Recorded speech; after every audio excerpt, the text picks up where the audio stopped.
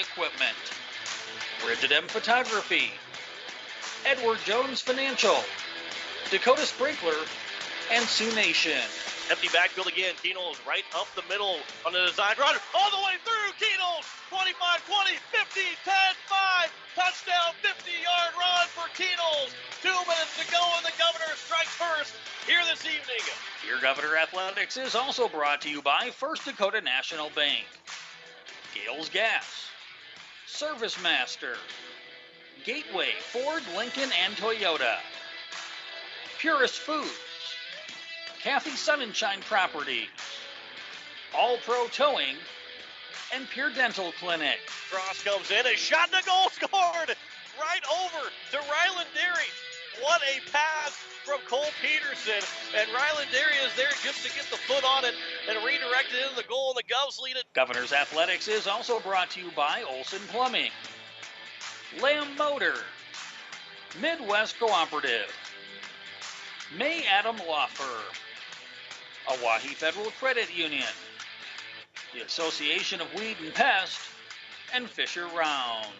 For the Governors, for the fourth straight year, are the Class 11 AA state champions. They beat the Brookings Bobcats 38-6 here in the Dakota Dome. Here, Governor Athletics is also brought to you by Shane's Pharmacy, Todd's Electric, Wagner Auto, First United Methodist Church, East Pier Landscape and Garden Center, Country Carpet and Flooring, and Black Hills Federal Credit Union.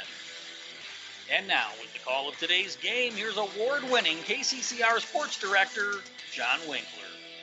And we welcome you here to Hollister Field as we are set for the state semifinals between the Pierre Governors and the Aberdeen Central Golden Eagles here on KCCR and on YouTube at KCCR Sports. John Winkler alongside Greg Dean. And Greg, tonight, records go out the window. Was last week the same way, but the win for the Governors back in Week 8 against Aberdeen Central, that's out the window. It's almost two different teams coming in here tonight. Yeah, and if you look at what Aberdeen Central did in Week 8 against the Governors versus what they did last week. In Week 8 against Pierre, Sam Rolfs, their quarterback, threw the ball 35 times in that 52-35 victory. Last week, Aberdeen had less than 40 yards of passing. They amassed over 380 yards on the ground against Brookings in that upset that brought them here tonight. So it'll be interesting to see what kind of game plan the Golden Eagles bring in tonight here to Hollister Field. Yeah, Carson Sarda is going to be that guy that they go to, and we talked about this. You and I talked about it this afternoon that I think it's going to be whoever wins the coin toss. They're not deferring the second half. They want to go and score those first points of the game. The team that strikes first doesn't necessarily win the game, but they put themselves in a really good spot. Yeah, and what you'll see out of Aberdeen Central tonight is a whole lot of Carson Sarda, the 6 foot, 195-pound junior. In the first game against Pierre, he carried the ball 28 times for 131 yards and 2 TDs. Last week against Brookings, 34 carries for 242 and 4 TDs. And so there's a lot of Carson Sarda, and just when you think if you got the defense, if you're the defense and you're honed in on Sarda, all of a sudden here comes Sam Rolfs, and Rolfs 11 rushes, 144 yards on the ground last week, and so he's probably one of the most athletic, if not the most athletic athlete in the state of South Dakota right now, because he not only is a really high quality quarterback, he's also going to run track at SDSU next year. The Governors Aberdeen Central Golden Eagles is the winner to the Dakota Dome. Next Friday night, 7:30 is kickoff. The Governors will get there for the 5th straight time if they win. Aberdeen Central will be the team that stops this run for the Governors if they're able to win. Kickoff is at 7 o'clock. We step aside for 3 minutes. We come back and start our conversations with our coaches. First with Coach Fenson of the Aberdeen Central Golden Eagles. You're listening to Pierre Governor Football on KCCR and on YouTube at KCCR Sports. Insurance. We all need it to protect our homes, health, businesses, and belongings. But having adequate coverage is just the beginning. You also need the support of professionals who stand by your side to protect what's important to you. Fisher Rounds & Associates combines the coverage you want with the commitment you need. Fisher Rounds & Associates. At your service, at your side. with offices in Pierre, Mitchell, Watertown, Sioux Falls, and Rapid City. Bankwest Insurance has the expertise and resources to deliver personalized service and customized solutions. As an independent agency, we shop dozens of companies to get you the best coverage at the best price. As your trusted choice for insurance coverage, we promise to go the extra mile so you can rest assured your loved ones and your assets are protected. Contact your local agent to put Bankwest Insurance to work for you. Not a deposit, not FDIC insured, not insured by any federal agency, not guaranteed by any bank, may go down in value, equal opportunity provider. All Pro Towing and Repair offers 24/7 light, medium, and heavy towing, jump starts, lockouts, roadside assistance, and recovery.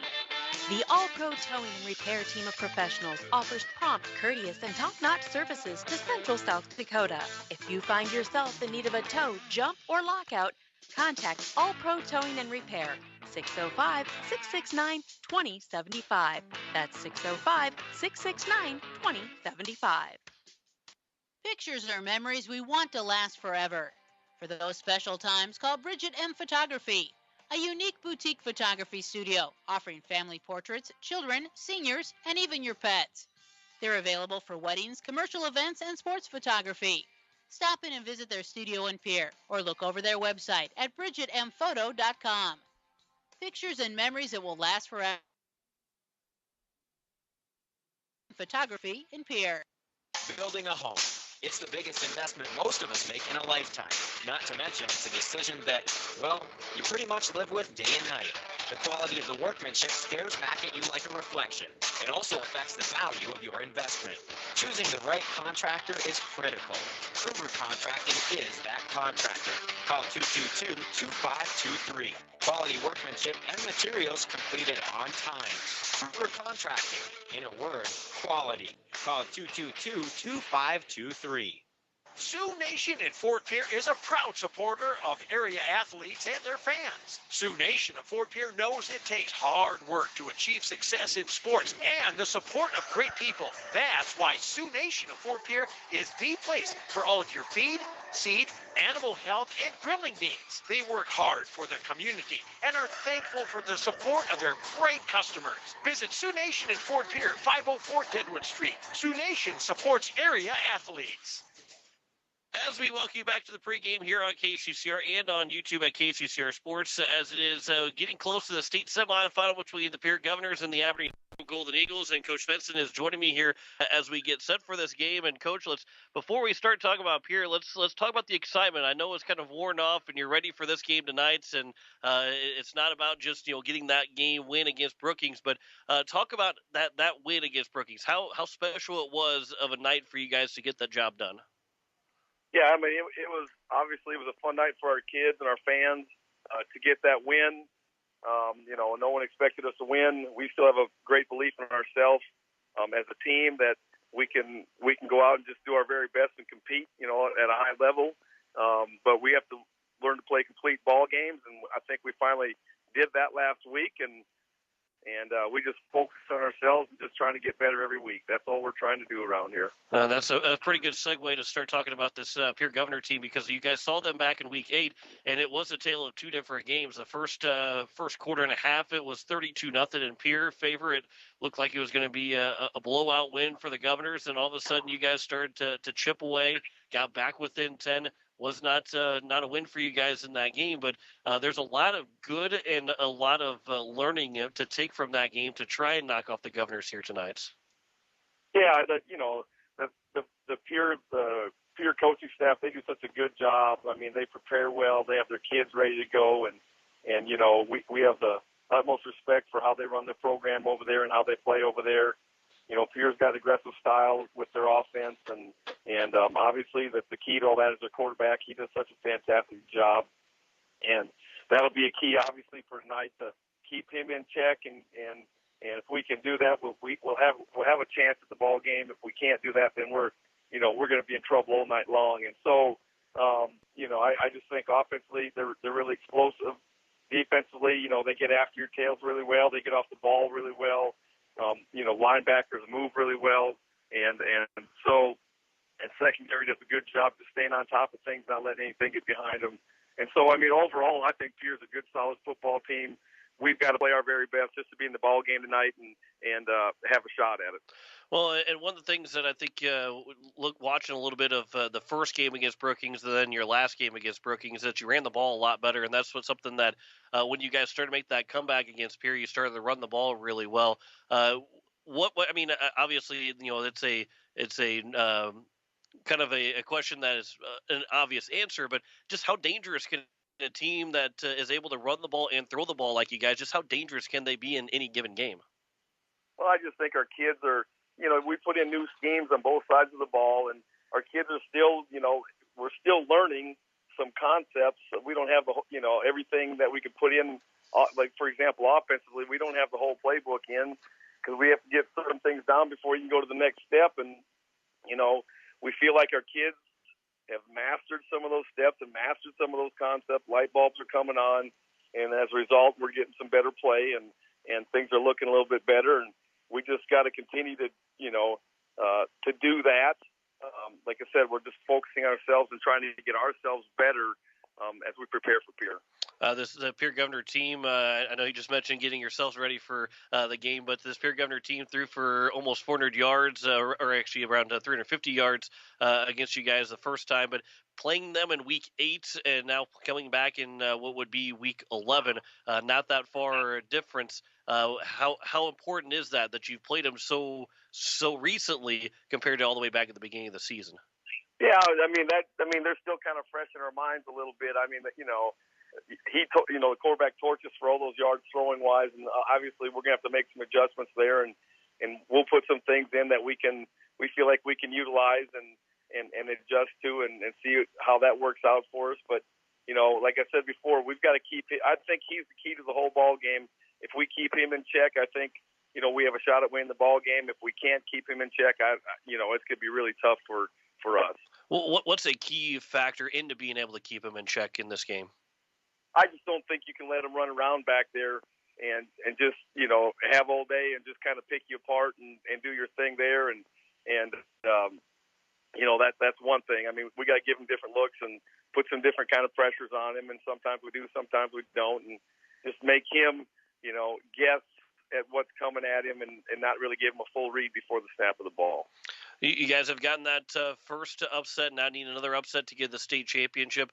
What do you draw from that? I know we've kind of already talked about it and the excitement that your kids have and the work that they've done, but the maybe the momentum that you have after a win like that, how does that draw into another having to need another upset to get the state championship? Well, our kids understand and know that we can play a complete ball game, and I feel like we're getting better in that respect, and we're peaking, I think, at the right time of the season. And our kids have a belief in themselves, not that they hadn't before, but they just understood the process that we're going through a process of learning and understanding what we're trying to accomplish and mastering the schemes that we're trying to employ.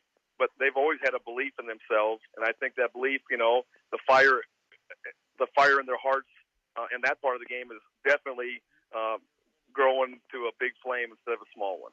Talking with Coach Fenson of the Aberdeen Central Golden Eagles. Kickoff coming up at 7 o'clock tonight. A couple more questions before I let you go. First one is, I know the answer already, but how big a role does Sam Ross play in tonight's game? Oh, he's obviously a key for us offensively, and he's the one that keeps our motor running on our side of the ball, just like Keno does for you guys. Sam's that guy for us, and he's our leader, and kids look to him, and we kind of go as he does. So. And what's it going to take to knock off Pierre tonight and get to that state championship? We got to play a complete ball game, and we got to play a mistake-free ball game. That's what it's going to take. Coach Fenson of the Aberdeen Central Golden Eagles. Coach, I appreciate the time. It's good to talk to you again, and good luck here tonight. Okay, thank you very much. Back with more of the pregame show after this here on KCCR and on YouTube at KCCR Sports. Looking for your next new or used car, truck, or SUV? Then go no further than the comfort of your own home. Shop online at lambmotor.com. On lambmotor.com, you'll find the vehicles Lambs has in stock. You can schedule a test drive or your vehicle's next tune-up, all online. New or used, shop for it all online, anywhere you are. Lamb Motor has the right vehicle for you. Lamb Motor in Oneida and online, lambmotor.com. At Black Hills Federal Credit Union, our top priority is providing value to our members. Since 1941, we have helped our neighbors buy homes and vehicles, finance their farms and ranches, insure their assets, and retire comfortably. From Custer to Sioux Falls, we live and work in our communities, and we treat our members like family. Visit bhfcu.com to learn more about how you can join. BHFCU is member-owned, not-for-profit, and federally insured by NCUA. It takes hard work to reach goals. It's a truth that applies to more than just sports. It also goes for your financial goals. You work hard for your money. You deserve an investment strategy that lines up with your game plan. Your local Edward Jones financial advisor can help. If your investments aren't getting you closer to the win, visit edwardjones.com or stop by your local Pierre area Edward Jones office for a financial review. Edward Jones, making sense of investing. Member SIPC. It is time to control noxious weeds. Do you have a control plan in place? If not, contact your local weed and pest supervisor to help you set up a plan. Effort now will save you time and money in the future. This is Paul Johnson, South Dakota State University Extension Weed Science Coordinator, asking for your support to get this statewide noxious weed problem under control. Planting for next year is right around the corner, but do you know how much nutrients your crops will need? Fall soil sampling with CHS River Plains can help you look at each field's nutrient carryover, provide you with a more accurate farm plan, and allow you to take a position on those nutrients needed when you see fit. Plus, it'll make your life easier next spring when the planters are ready to roll and you don't have to wait. Contact your agronomist today, and we'll get the pickup headed your way. When a disaster damages your home or business, you need immediate support from experts you can count on. ServiceMaster is there for your burst and leaking pipes, basement flooding, drying and dehumidification, roof leaks and failures, carpet and upholstery. We know your situation is unique. That's why we give every type of damage in every building the individual attention of certified experts who have the real-world experience to come up with the best solution. No type of damage is too big or too small for us to handle. We're standing by 24/7. Call ServiceMaster 844-902-2938.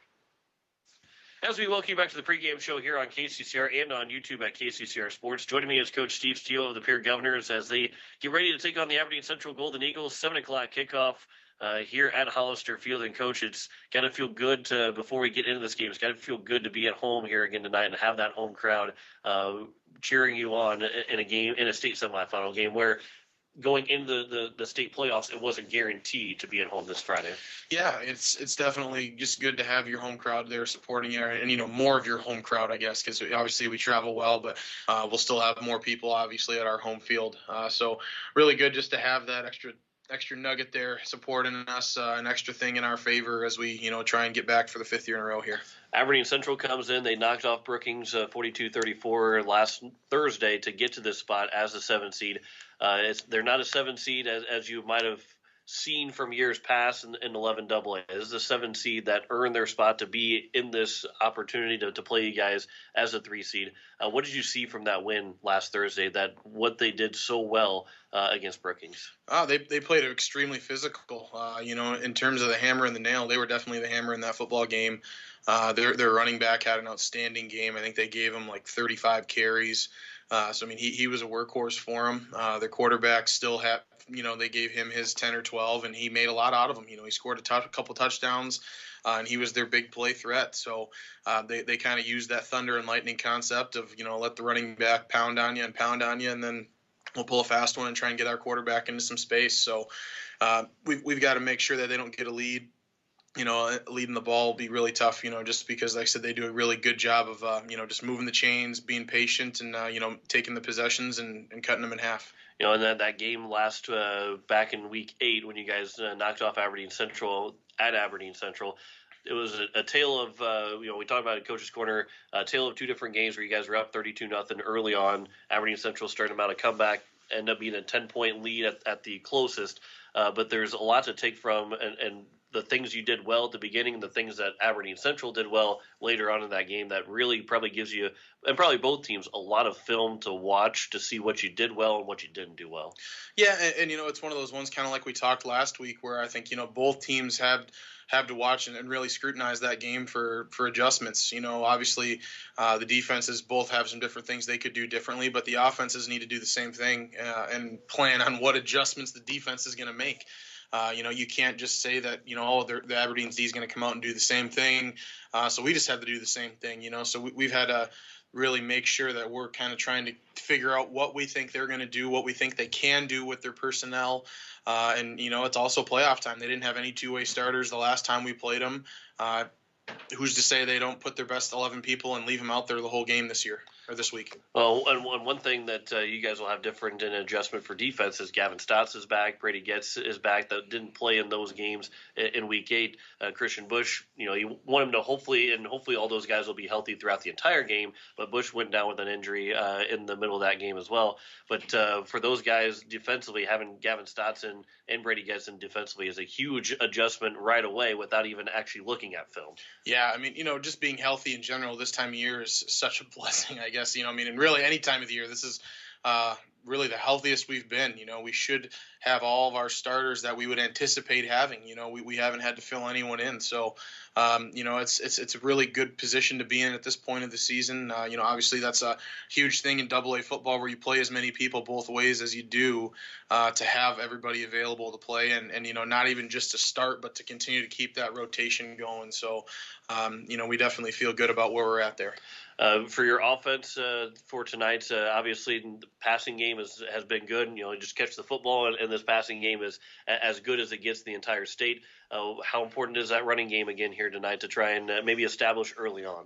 Well, the big thing with the running game, as I said, if we get in a lead, we've got to be able to continue to limit their possessions. We've got to find ways to try and find that balance again, and that balance doesn't necessarily mean the same amount of attempts or the same amount of yards. It's just got to be the threat of the same amount of attempts and the same amount of yards. So as long as that we can show that we're able to run the ball when we need to, then that's the balance we really need to find tonight.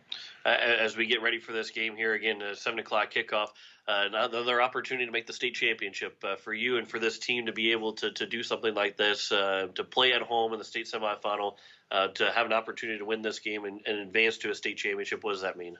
Well, it's going to be a really cool moment for these seniors. This is a group that these kids were told that, hey, you guys are the ones that are going to end this. And, finding a way to pull it off for them tonight. We now know it's their last game here at Hollister Field. So being able to send them out with a win, their last home game, and then, also letting everyone know, hey, this is not the class. They found a way to get it done and get back there. So, hoping we can pull one out for them tonight. What's it going to take to knock off Aberdeen Central tonight? We've got to get an early lead, and really get them out of their game plan. If we can let them hang around or get a little bit of a lead, then that's going to be in their element where they can continue to slow down the pace, run the football and just try and eat clock where if we can get an early lead on them, then that doesn't happen. Back with more of the pregame show next here on KCCR and on YouTube at KCCR Sports. At Shane's Pharmacy, your health care is important, and Shane wants to be the pharmacist to take care of you. Shane's Pharmacy will make sure your prescriptions are filled in a timely manner. They will answer your questions, and they will even deliver to your home or office. Call 223-9200. Shane's Pharmacy, the pharmacy you know and trust. The number again is 223-9200. Shane's Pharmacy in Fort Pierre, proud to support high school athletics.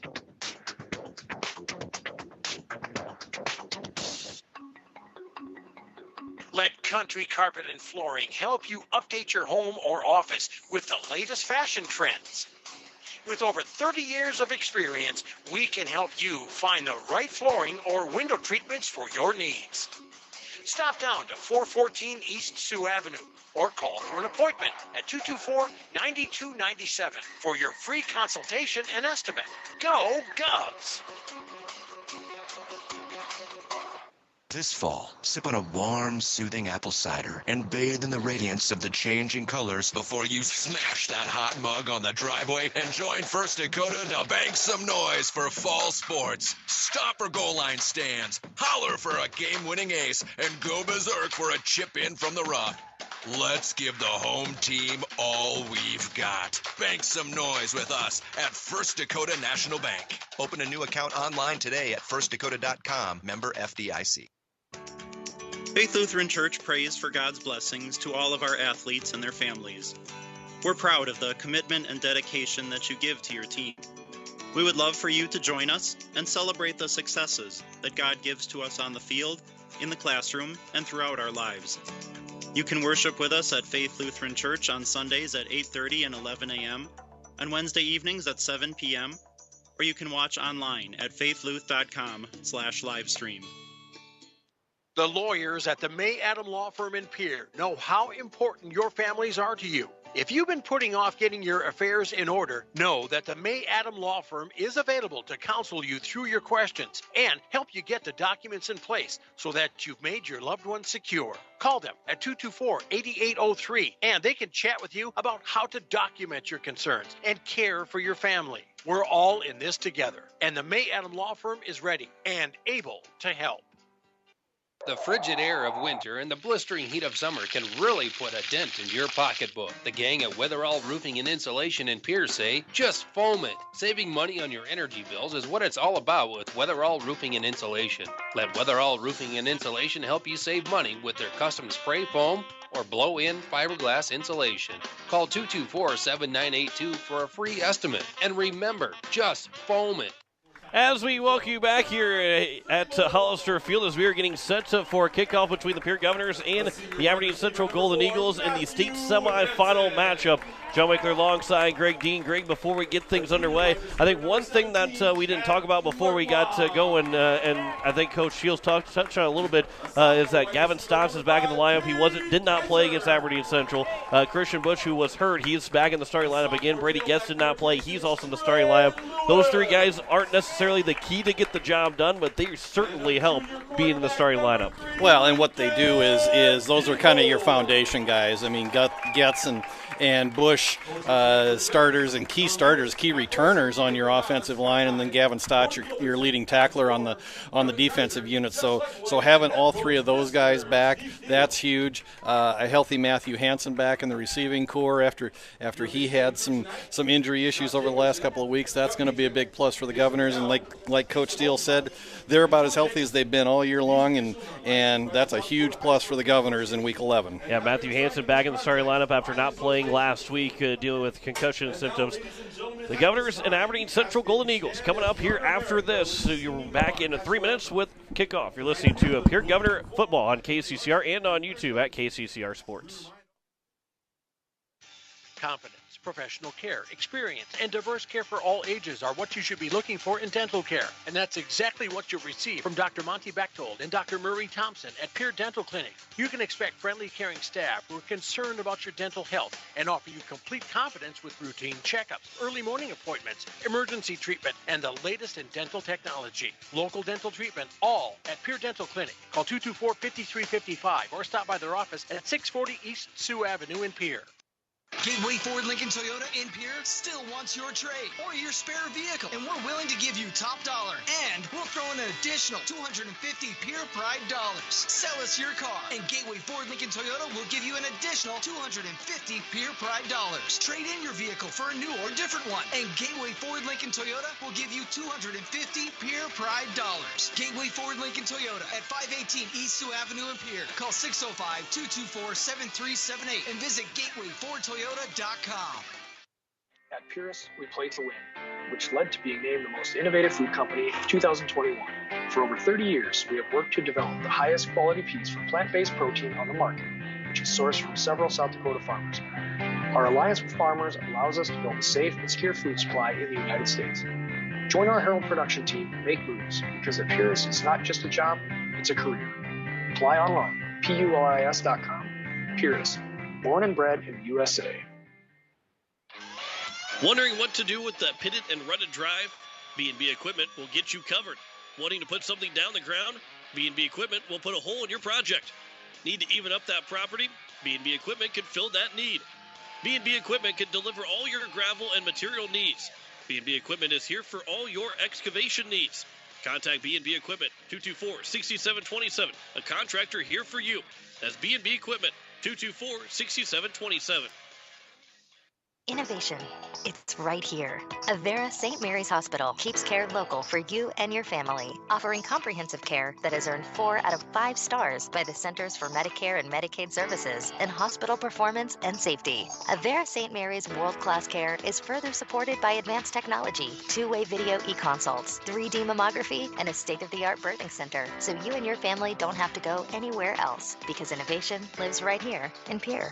Learn more at avera.org/news. Slumberland Furniture's Thanksgiving sale has fantastic savings, and the selection is plentiful. Slumberland has specials during the sale that feature savings of up to 50% off our already low retail price. For the living room, dining room, the bedroom, you name the room or the setting, Slumberland has the merchandise. And in the mattress department, find the right mattress to get a good night's rest at a price you'll like. Check it all out at Slumberland Furniture. Slumberland Furniture on the truck bypass in Pierre and at slumberland.com.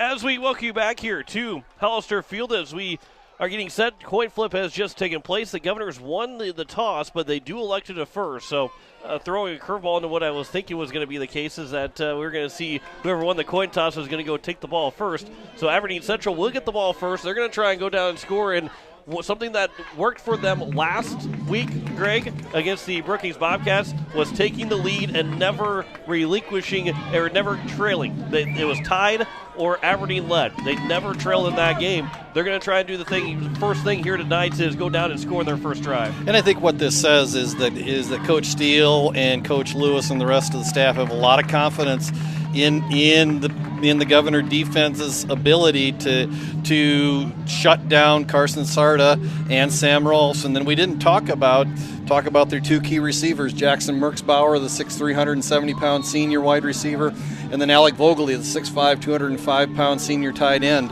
Vogeley's probably the primary target of those two, but you can't forget about Merksbauer. And so I think the Governors feel pretty good about where they're at right now. 8-2 coming into this game. Aberdeen comes in 4-6. Semifinal time. Let's rock. The winner is on to the state championship next week, Friday at the Dakota Dome. 7:30 is scheduled for kickoff of the 11AA championship, the last game of day 2 of the state championships. You're listening to KCCR Pierre Riverfront Broadcasting Station. Cole Peterson has the ball teed up. We are set for football here this evening as he will kick this one deep as we are underway here tonight. It'll be coming to the near side. It will take a couple of hops, stays inbounds, and taken by Aberdeen Central on the near sideline, trying to get to the hash, and it will be taken down around the 22-yard line as both Avery Lagan and Cullen Huff were back there for the Aberdeen Central Golden Eagles, as it ended up being Huff that had it, and it will be 1st and 10 from just outside the 20-yard line for Aberdeen Central in their first possession here of the state semifinal. This Aberdeen Central team came in at 3-0 to start the season, lost 6 straight to end the regular season, and then won against the Brookings Bobcats last Thursday to go to 4-6. A 6-game losing streak that was snapped last week when your season's on the line. How about that to try and snap a losing streak, and they did exactly that. They'll start from under center in an I formation with Sam Ross, the quarterback. Hand off for Sarda. He'll spin, and Sarda up the middle, up to the 30-yard line. A big gain there on first down, a gain of 8. For Carson Sarda. We're going to hear his name a lot tonight. Aberdeen Central is going to try and run him to the ground basically in the next couple hours. A gain of 8 for Sarda. Yeah, and it would not be at all a surprise if we see Carson Sarda touch the ball 30-plus times tonight. I mean, in the two games last week against Brookings and then in the game against Pierre, which are the 2 games that we have stats from, he averaged right at about 30 rushes a game. From I formation again, the Governors have 3 down linemen. Man goes in motion. That is going to be Vogeley that goes to the right side of the line. They're going to toss it for Sarda on the right side. Goes inside the tackle. He gets a first down, and then he is out to around the 38, 39-yard line. A gain of about 9 for Sarda. They're going to call it a gain of 8. So back-to-back 8-yard rushes here for Sarda to open things up. And a 1st and 10 for Aberdeen Central, and this is what they're going to do. We've already got a minute gone by in the first quarter, and they've only had 2 plays. They will like to run the clock as much as they possibly can. They're going to take their time here offensively. 1st and 10 from the 38-yard line, opening drive of the state semifinal. I formation for Ross, 2 receivers here on the near side. Jaden Wiebe is up tight here on the the receiver here on the near side. Vogley will move to the left side of the line in motion. Ross will hand off up the middle, cutting inside the tackle, and Sarda will get taken down at the 40-yard line. A gain of just 2, and Lincoln Keenels came in on the tackle, and a good tackle there, and only a gain of 2 on that first down run. Yeah, and nice run, and so far in all three offensive plays for Aberdeen, it's been 3 handoffs to Carson Sarda, all 3 times running to the strong side of the formation. That may be the key for the Governor defense as they go forward. First, 2nd and 8 from the 40-yard line. 2 minutes gone by here in the first quarter. And again, they're going to take their time as Aberdeen Central. They want to control the clock as much as they can here tonight. Shotgun formation for Ross. First time we see him in that shotgun. As he'll hand off, though, Sarda again. He'll cut inside. And a couple of guys there for the Governors. Jacob Mayer on the tackle along with Deegan Huska. As he'll get to past the 45 to the 46-yard line. A gain of 6. And it's 3rd down and 2 now here for Aberdeen Central. 60 degrees at kickoff here at Hollister Field. Aberdeen wearing the white tops, yellow numbers, blue pants, blue helmets, blue pants outlined with yellow accents for the Governors. The black tops, green pants, white numbers, all green helmets. 3rd down and 2 for the 46. The Pierre crowd comes alive here. 9:10 to go in the first quarter.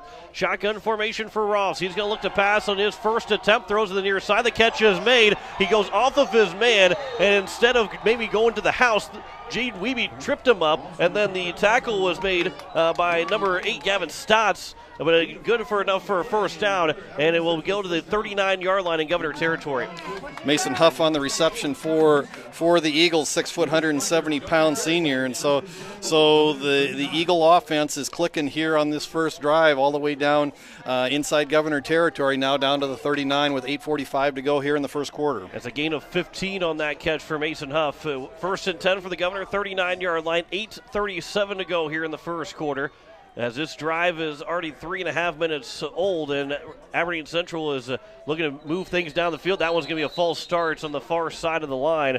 On that right side of the line, a false start will be called, and Aberdeen Central will back them up to the Governor 44-yard line. We'll hear the call from the official.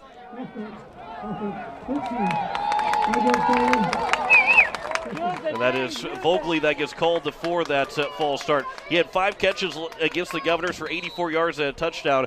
The one of the 2 touchdown passes that Sam Rawls had. Sarda had himself a total of 3 touchdowns, 2 on the ground and 1 through the air, as it's now 1st and 15. That was against the Governors back in Week 8, where Pierre opened up a 32-0 lead before Aberdeen was able to cut the lead down to 10 in that second half. 1st and 15 for the 44, 8:07 to go in the first quarter. Sarda will get the toss again. He'll spin off of a couple of tackles, and now he's going to try and go the left side. Stiff arms a man. Still down. Jaden Wiebe will chop him down at the 20-yard line. A big run of gain of 24 for Carson Sarda, and it's 1st and 10. Called a gain of 23 down the 21-yard line. Yeah, and what we've seen out of Carson Sarda so far is that he does not go down on first contact, and that was a prime example right there where he took the pitch, went to the right, actually got met in the backfield by a Governor defender, slipped out of the arm tackle, and then cut it upfield, and then cut back across the field to the near side, and 24 yards later the Eagles are looking at a first down right now. At 1st and 10 for the 21, 7:35 to go here in the first quarter. Single man in the backfield. Under center is Ross. Another handoff for Sarda. He is met behind the line of scrimmage as it is Austin Foley that will get to him first. And he is helped by, I believe, Kyle Albertson that will be able to take him down in the backfield.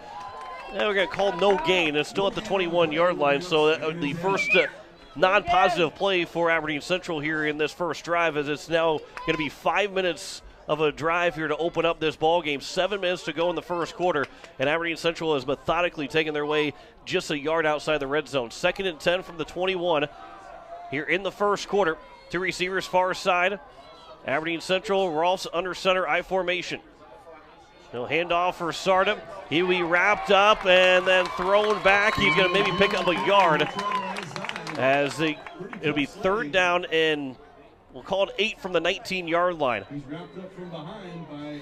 And again, Eagles are running to the strong side of the formation, that time to the far side, and the Governors are able to snuff that play out right at the line of scrimmage, and Sarda was able to fall forward for a gain of 2, but nothing of a surprise so far. A whole lot of Carson Sarda and just enough balance from Sam Rolfs on the passing game to keep the Governors honest. We have not seen Rolfs on any kind of a designed run yet, so look for that at some point yet in this drive. Here he will have a design run on 3rd down and 8. He will go down on a knee, try to jump over his offensive lineman or one of the guys that was blocking for him, and he couldn't find any room to land properly, so he fell down to his knee, and he's actually going to go back to the 21-yard line, a loss of 2, and it's 4th down and 10, and they sit at the 21-yard line now.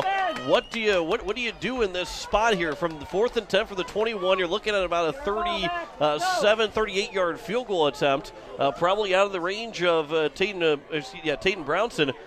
Looks like they're going to go for it here. 5:20 to go in the first quarter. 4th down and 10 from the 21-yard line. They got to get to the 11. Shotgun formation. Instead, they're going to have a timeout. Coach Svensson will take his first timeout. That's probably a wise timeout that'll be taken here by Aberdeen Central. Boy, 5:18 to go in the first quarter. Over half of this first quarter gone, and it still has 4th down and 10. They can pick up technically they can pick up 2 more first downs before they have to get in the end zone.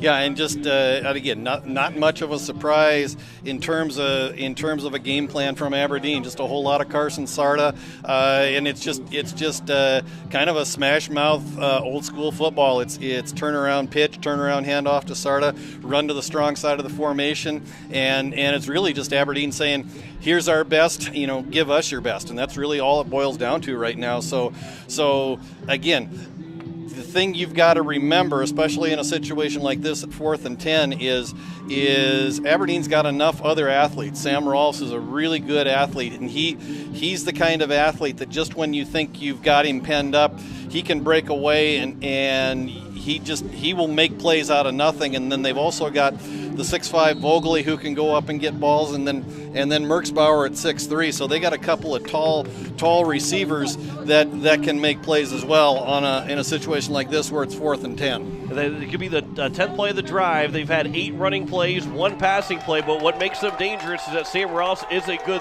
passer, so that they can go anywhere. It's not like they got to go run the football here at 4th and 10 from the 21-yard line. Opening drive of the game, 5:18 left to go. And are we going to have another timeout taken by Aberdeen Central?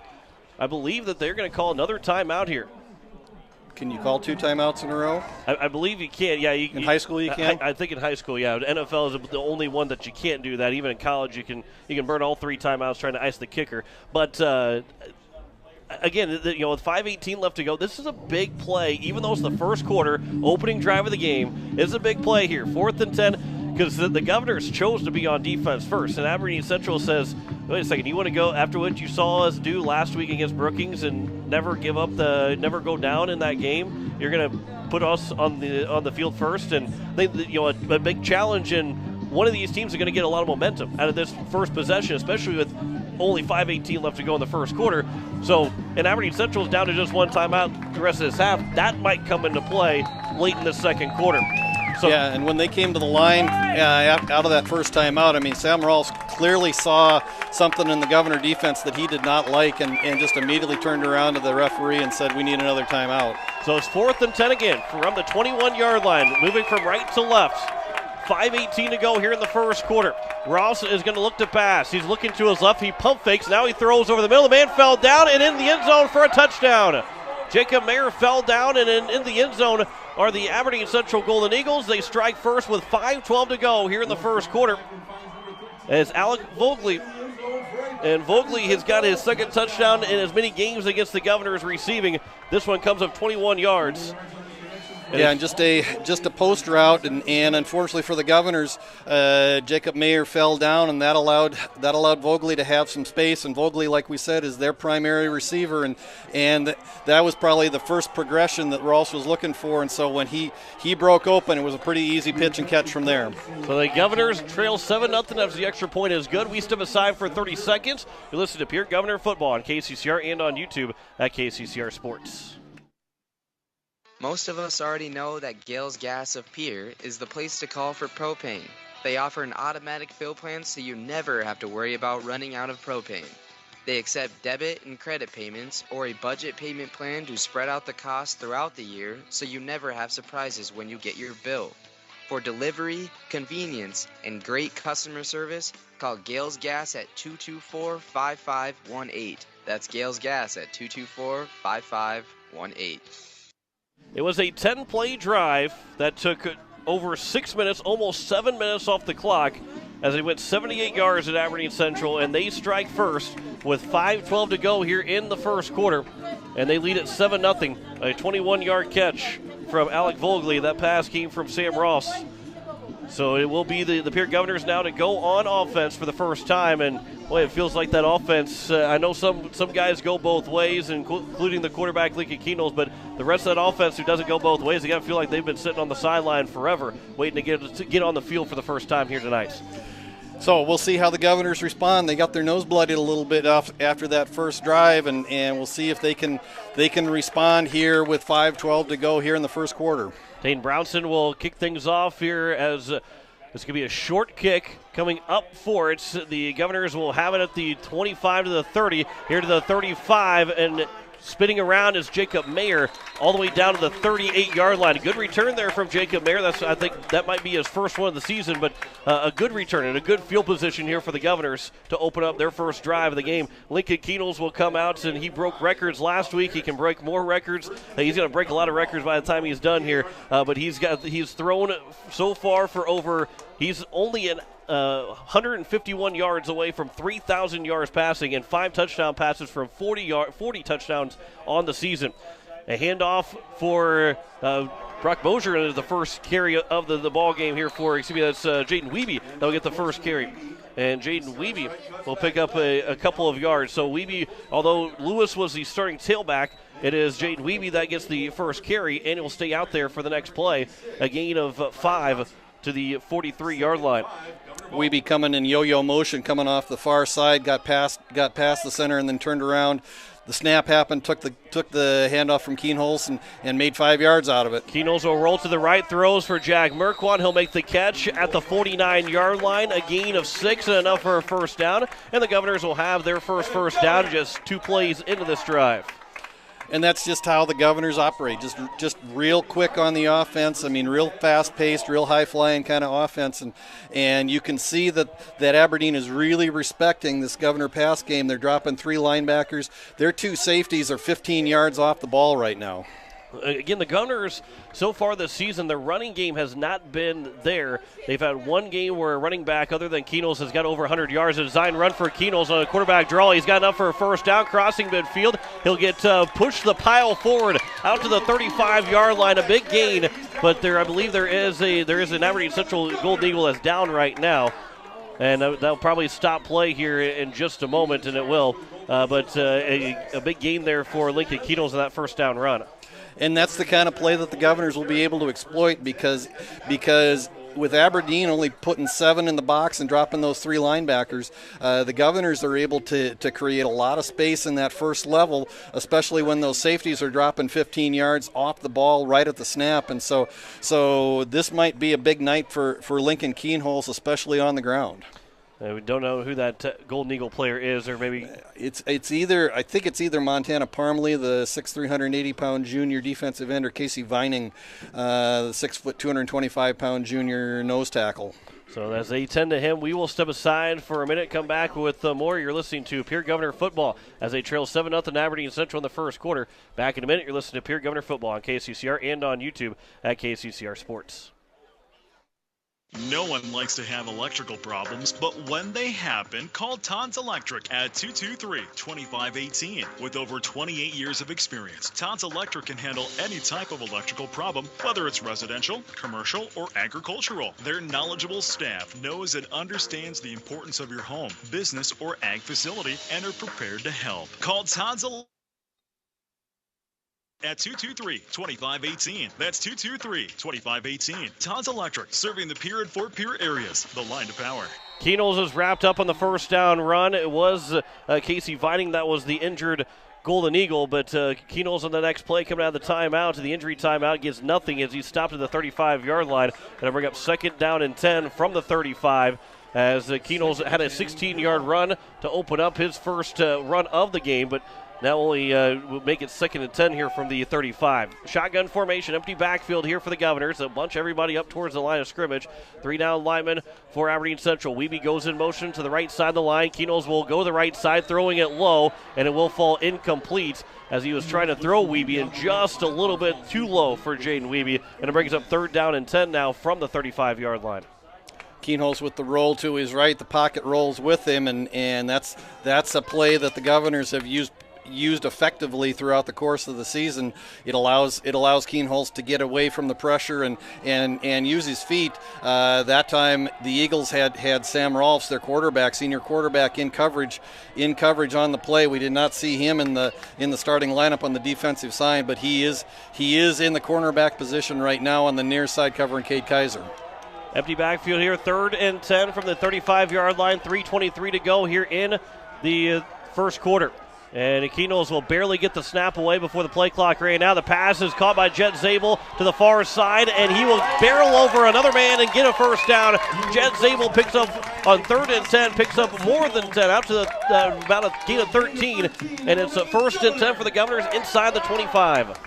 Yeah, and that's just actually turned into being just a little bit of a jump pass from Keenholz right over the middle to Zabel coming out of the tight end formation on the near side, and just Zabel waited for the wide receivers to clear, and then a lot of space in the middle, and then he just caught it in stride, was able to get to the edge, and then actually ran right over the top of an Eagle defender to get the first down. Handoff here for Trey Lewis up the middle. He's got enough near for a first down. He maybe gets a gain of 9 inside the 15 to the 14-yard line. Got to get to the 13 for a first down. A gain of 9 for Trey Lewis on his first run. We've seen now 3 different Governors run the football, and they've run it effectively here in their first carry. 2nd and 1 from the 14-yard line with 2:50 to go here in the first quarter. Pistol formation for Keenholz, 3 receivers in the near side. He'll have a quick pass over. Merkwan makes the catch. He's to the 10, trying to get to the 5-yard line. He's trying to stay on his feet, and Merkwan will get to the 5-yard line, so it'll be 1st and goal now here for the Governors. A gain of 9 for Merkwan, and the Governors have 1st and goal. Merkwan with the 2nd catch of the night, and just on that bubble screen where he's got a couple of his partners out on the near side, and in both Cade Kaiser and Matthew Hansen out there ready to block for him, and once he caught the ball, he made a cut to the outside, and if he could have broke one more tackle, he could have walked into the end zone. Pistol formation again, 1st and goal from the 5-yard line. Keenholz will hand off for Lewis. He'll cut to the right, try and get back to the left, dives for the end zone. He's in for a touchdown. Trey Lewis, a hard 5 yards into the end zone with 2:17 to go. The Governors are an extra point away from tying it up here in the first quarter. And that has been one of the challenges for Aberdeen this year is they're a good offensive team, averaging over 25 points a game, but they struggle defensively. They give up almost 30 points a game throughout the first 10 games, and they have not won a game where they have not scored at least 33 points this year. Cole Peterson on for the extra point to tie it up. A high snap, and Keenholz will get the hold down. The kick is up, and it is good. And we are tied 7-7 here with 2:17 to go in the first quarter. Back in 30 seconds. You're listening to Pierre Governor Football on KCCR and on YouTube at KCCR Sports. The Clubhouse Hotel and Suites has Midwestern charm and unprecedented attention to detail that provides the perfect getaway. The Clubhouse Hotel and Suites provides a complimentary deluxe continental breakfast featuring hot waffles, biscuits, and gravy. They also have an indoor children's water playland, whirlpool and fitness center, and a beautiful backyard patio with seasonal fire pits. Everyone deserves a night away. Call 605-494-2582 to make your reservation today. The Clubhouse Hotel and Suites. Experience luxury in the heart of South Dakota. As we welcome you back here, John Winkler alongside Greg Dean, 7-7 with 2:17 to go between Pierre and Aberdeen Central. In the other 11 AA semifinal, T and Yankton are tied at 7 with 3 minutes to go in the first quarter. In 11 AAA, Harrisburg leads Sioux Falls Lincoln 7-0 at halftime. Brandon Valley leads O'Gorman 7-3 late in the first quarter. In 11 AA, Millbank leads Vermilion 8-0 midway through the first. Madison and Del Rapids are knotted at 0 at the end of the first quarter. As again, 7-7 here, 9 play, 62-yard drive, 5-yard touchdown run for Trey Lewis. And we are knotted up here with 2:17 to go. Cole Peterson will kick the next one deep here for the Governors, back towards the end zone, and going into a foot into the end zone, and it will be a touchback. So no return. Even though you take one step back, you have the ball in your hands. Once you're in the end zone at all, the momentum carries you. Doesn't really matter. It's a touchback in high school football. So the Aberdeen Central Golden Eagles get the ball at the 20-yard line. One team might be saying it's a break. The other team might be saying it's a break for the other.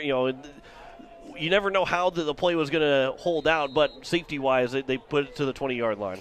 Yeah, and actually, Aberdeen might have caught a little bit of a break because Cole Arts, the return man, actually his momentum was taking him backward when he caught that ball, and he was not able to get up any kind of momentum coming forward, and the Governors had good kick coverage down underneath that play. From under center, another toss for Sarda to open up this next drive as he will be taken down. He's able to fall forward. Good gain there for Carson Sarda out to around the 28-yard line, a gain of about 8, and it's 2nd down and 2. As Sarda so far has opened up this first quarter. That was his 8th carry. He's got 57 yards on 8 carries to open up this game. Yeah, and with 1:54 to go here in the first quarter, you roll those numbers out over 4 quarters, that's 30-plus touches and over 200 yards of rushing, which is kind of the game plan. It's a pretty simple game plan for the Eagles tonight. 2nd and 2 for the 28, so 1:40 to go in the first quarter. Tides game at 7-7. Toss to the left side this time. Brady Getz is able to make the tackle, but not before it picks up a first down to Sarda to the 31-yard line, a gain of 3. And it'll bring up 1st and 10 from the 31-yard line. And Sarda, like we said, he runs hard, and we've seen him use a couple of spin moves at first contact, and he doesn't go down on first contact. So he's got some decent speed. He moves well. It's going to take good solid form tackling and probably gang tackling in order to get Carson Sarda on the ground tonight. 1st and 10 for the 32 as we come up to a minute to go in the first quarter. 7-7 is our score from under center. A handoff to the right side for Sarda. He breaks free. He's undercut, and he will be taken down. A gain of another 11. Jacob Mayer was the first one to get to him. He was able to undercut and take his feet out. Deegan Husko is there on the tackle as well. And a gain of 11 for Sarda. And it's a first down with under a minute to go here in the first quarter. Yeah, and just a straight off tackle play, and the Eagles are able to block that well enough where there's just a seam on the far side on that play, and it's not very big, but Carson Sarda is able to find that hole and just get a nice momentum rolling through that, and has the Eagles in play for another first down. This potentially could be the final play of the quarter with only 30 seconds left to go. A handoff for Sarda. He is met at the line of scrimmage. He is thrown back. Brady Getz was one of those first guys to get to him. That defensive line for the Pierre Governors was right there. Jaden Floor, Emmett Anderson, and no gain for Sarda, and that should take us to the end of the first quarter.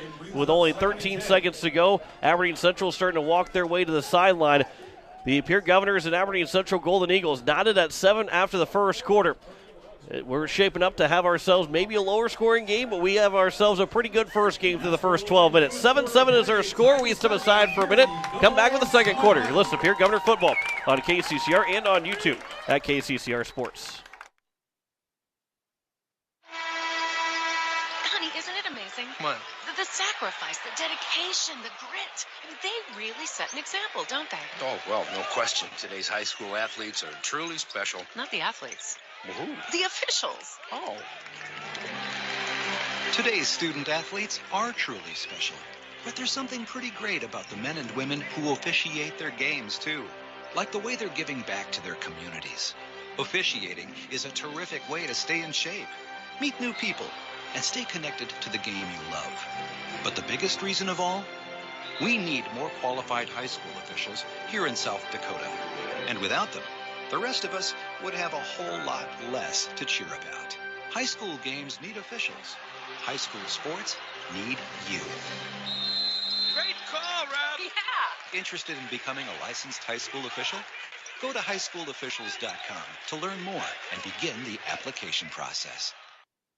As we welcome you back here to start the second quarter, the Pierre Governors and Aberdeen Central Golden Eagles tied 7-7. As we come out and start the second quarter, it'll be 2nd and 10 from the Aberdeen Central Golden Eagle 43-yard line. As they now will work from left to right The Governors moving from right to left, but here we are in the second drive, only the second drive of the game for Aberdeen Central.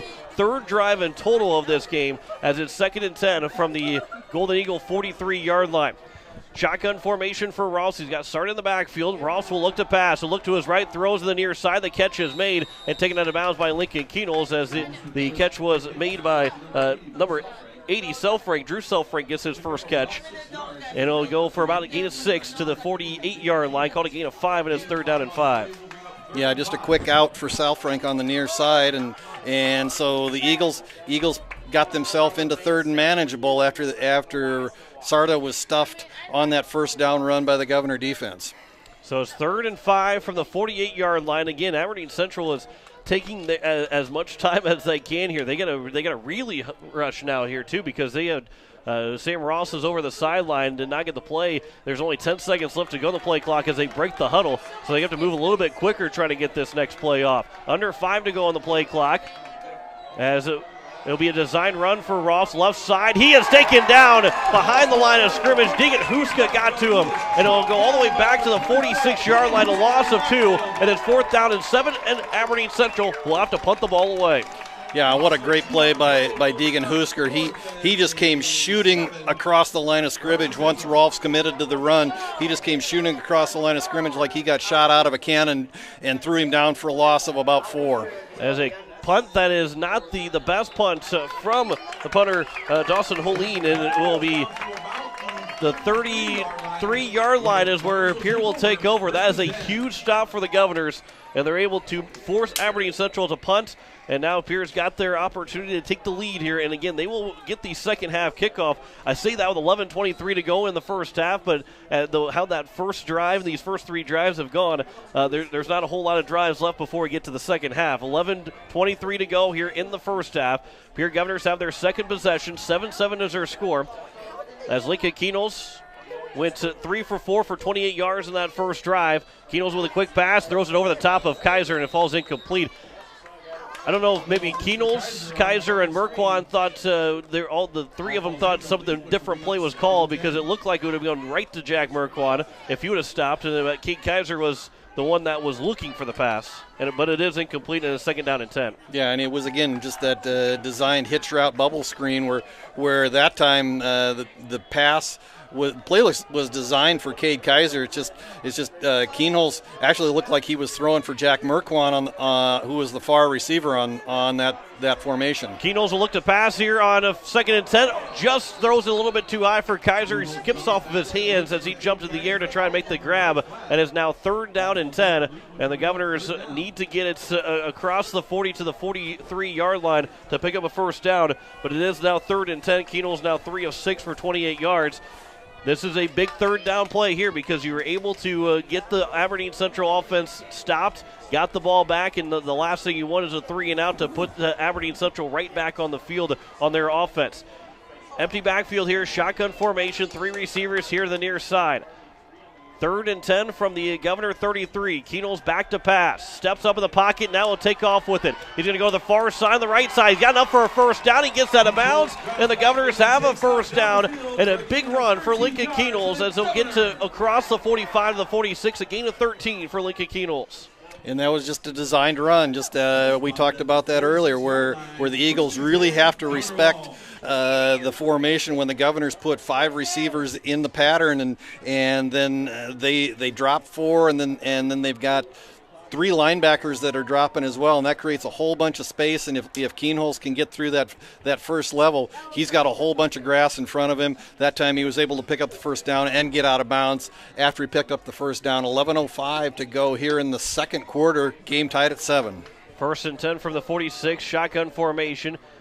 As a Mosier comes in motion, Keenholz will follow him left side, picks up a block from Mosier, and Keenholz will cross midfield, get across the 45 to the 44-yard line, and it looks like enough for another first down, maybe a gain of 11 for Keenholz. They're going to have a gain of 10, but they're not even going to measure. They say it's a first down, and it's a gain of 10 for Keenholz, and the Governors are now back in Aberdeen territory.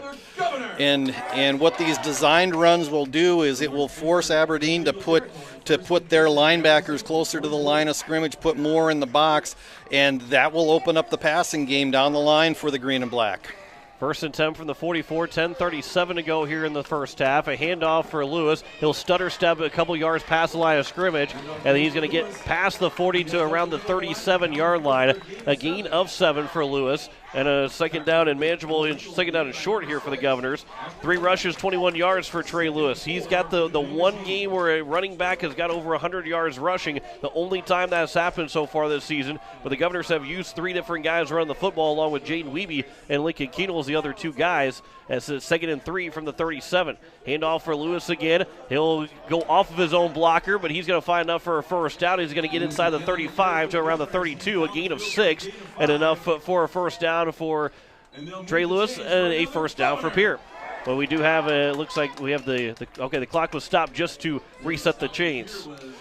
And really what Aberdeen is playing right now is really just almost a basic 4-2, because their linebacker, they're almost playing a nickel package here with 5 defensive backs and just 2 linebackers. And right now the Governors have blocked these running plays very effectively. Another handoff here for Lewis. He gets a big hole, cuts to the right side of the hash marks, cuts it back inside, and Trey Lewis is going to get near and inside the red zone to around the 11-yard line. A gain of 21 for Trey Lewis, and the Governors are within striking distance of the end zone. Trey Lewis got ahead of steam and then just ran real hard. It was just a straight handoff right up the middle, and then once he got through the first level, he made a jump cut to the right and then just kept going straight ahead, and 20-plus yards later, he's got a first down. 9:20 to go here in the first half. First and 10 from the 11. Handoff for Lewis again, right up the middle another time, as Lewis will get inside the 10, looking to get to the 6-yard line, it looks like, maybe the 5, a gain of 6. And it's second down and 4 from the 5-yard line. Governors can pick up another first down here before they get into the end zone, but it's second and 4 from the 5 with under 9 minutes to go here in the first half. Greg, you mentioned that it looks like they're playing a nickel defense is Aberdeen Central, and Pierre's exploiting that. They're saying, all right, we're going to get our running game going now. If you're going to put that many guys in coverage, we're going to run the football on you. As there's an empty backfield now, Jaden Wiebe go in motion on the right side. Keno's design run. He runs into Kaiser. He fumbled the football, and Aberdeen Central says they have it. And boy, oh boy, is this a tough one. Keno fumbles the football. Aberdeen Central picks it up inside the 5-yard line. And just as quickly as good as that offensive drive was, it comes to a screeching halt, and Aberdeen Central will take over at their own 4-yard line. And that was a designed run for Keenholz going to his right, and actually he had a lane going up the middle and started to make that cut, but unfortunately ran right into the back of one of the Governor offensive linemen and one of the Eagle defenders, and when that happened, that ball popped loose and got to the ground, and the Eagles recovered, and they'll take over first and 10 on their own 4-yard line. 8:37 to go here in the first half. 7-7 is their score. 96 yards away from the end zone right now is Aberdeen Central. They see 8:37. They might take that as a challenge to try and score here at the end of the first half. Sardo will get the handoff. He'll try and cut it back. He's going to get a good gain on first down as he'll get to close to the 10-yard line, maybe to the 9. A gain of 5 on that first down run, and it's second and 5 as Sarda has now 76 yards on 12 carries here in this first half. Just kind of a student body left on that play for the Eagles, and just able to get to the edge, and then got kind of clogged up as he got toward the sidelines, and then Sarda kind of made a jump cut back to the middle and was able to pick up about an extra 2 after he made that cut, and puts the Eagles in second and 5 at the 9. Clock winds down under 8 minutes to go here in the second quarter. Under center again is Sam Ross, as they are going to take their time here on this drive. Again, Ross will roll out a play action, a throw, and the catch is made here on the near side to the 20 to the 25-yard line. Enough for a first down, and Aberdeen Central gets a big gain there, as it was going to be Ligon that gets the catch, and Avery Ligon's got his first catch, and it will go out to the 27. A big gain there for Aberdeen Central. Yeah, and that's just kind of what Aberdeen will do to you is it's Carson Sarda, and just when you think you've got him keyed, is when they'll pull a play like that, and that was just a play action with Rolfs coming back to his right, and just saw Ligon out on an out route at about 10 yards, and a nice pitch and catch, and the Eagles are out from underneath the shadow of their own end zone. 1st and 10 for the 27. A toss for Sarda, left side, as he'll cut it inside the left tackle, but he's going to pick up a big gain on that first down. He was able to roll over and get another yard or two to the 36. Maybe the 30. They're going to spot him at the 35, a gain of 8, and it's now going to be a 2nd down and 2. Yeah, and just remember, I mean, Carson Sarda is just a junior, and if you look at the starting lineup that the Golden Eagles put out there, they roll out 4 underclassmen starters on offense, and I think it's 7 underclassmen starters on defense. So this is a team that is getting better as every week goes on, and certainly will be someone to contend with next year. 2nd and 2 from the 35. A toss for Sarda, again left side. He's got enough for a first down to the 45, to the 50-yard line. Another big run there for Carson Sarda, and to the 50 he goes, a gain of 15, and another first down for Aberdeen Central as they're trying to cross midfield. Right now that ball's still on the Aberdeen Central side of the 50. Yeah, and give a lot of credit to the Golden Eagle offensive line. They are doing a nice job blocking for Sarda. He's pushing close to that 100-yard mark, and we're not even halfway through the second quarter. But this Golden Eagle offensive line is not real big. It only averages about 215, 220 across the front. 1st and 10 from the 50-yard line. 6:22 to go here in the second quarter, and a false start will be called on Aberdeen Central. 7-7 is their score. We'll hear the call from the official on who it was.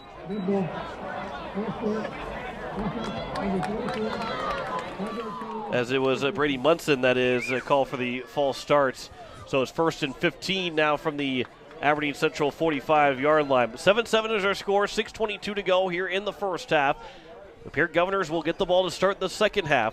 But here as we start to get late in this first half, this is a big drive for both Aberdeen Central and Pierre. Winner to the state championship next week, Friday in the Dakota Dome. Handoff for the fullback this time, right up the middle, and there he goes. 30, 25, 20, 15, 10, 5, touchdown. As all of a sudden Aberdeen Central is right back on top of 55-yard run for Austin Erickson.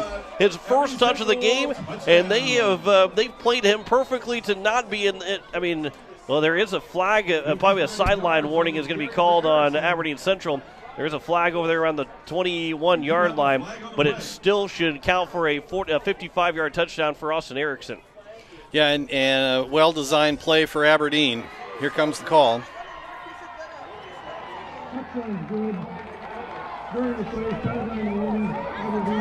Yeah, a sideline warning is called, so a 55-yard rush for Erickson and a touchdown for Aberdeen Central, and they are up 13-7.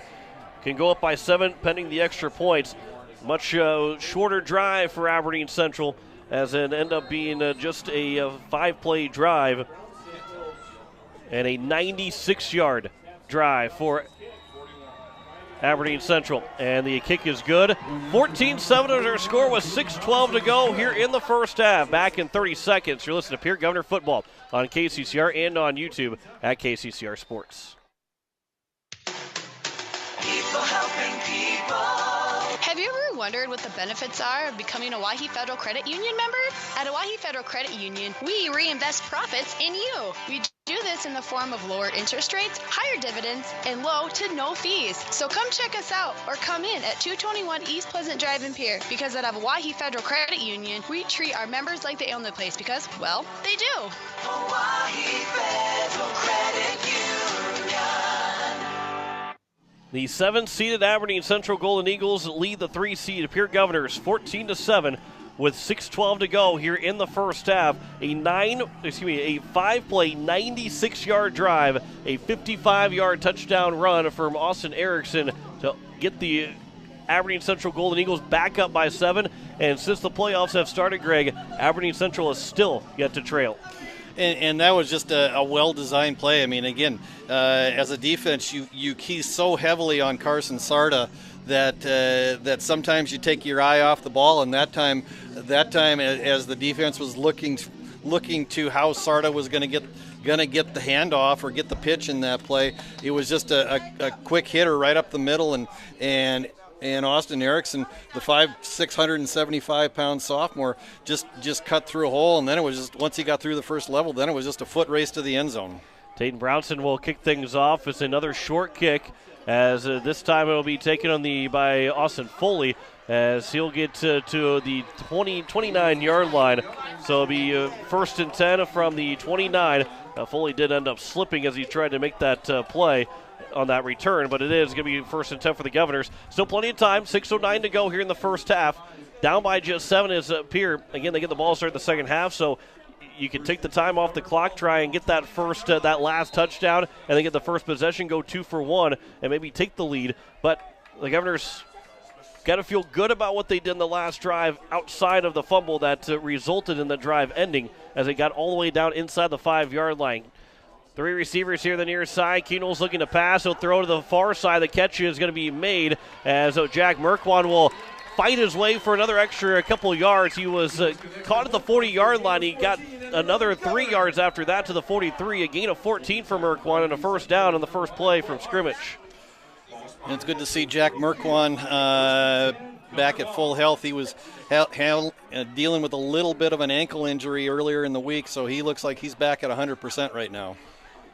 So now here is first and 10 from the Governor 43-yard line. Empty backfield again here for Keenels, looking over the middle. Pump fakes, now he throws. Man fell down, and a one-handed interception. Are they going to call an interception? I have not seen a call yet, and they are saying it is interception for the Aberdeen Central Golden Eagles. What a grab by the defensive back from Aberdeen Central, who got one hand on it and was able, I guess, just to pin the ball on top of him as he fell to the ground.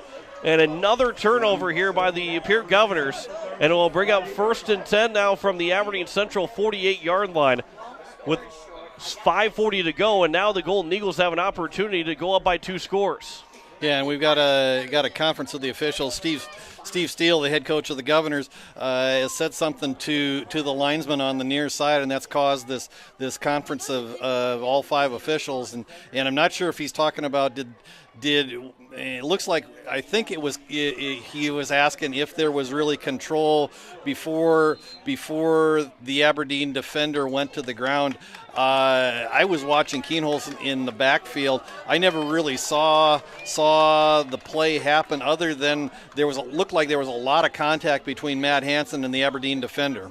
A pitch here, a toss to the backfield for Sarda. He breaks free to the 40, to the 35. He's going to get down to the Governor 31-yard line.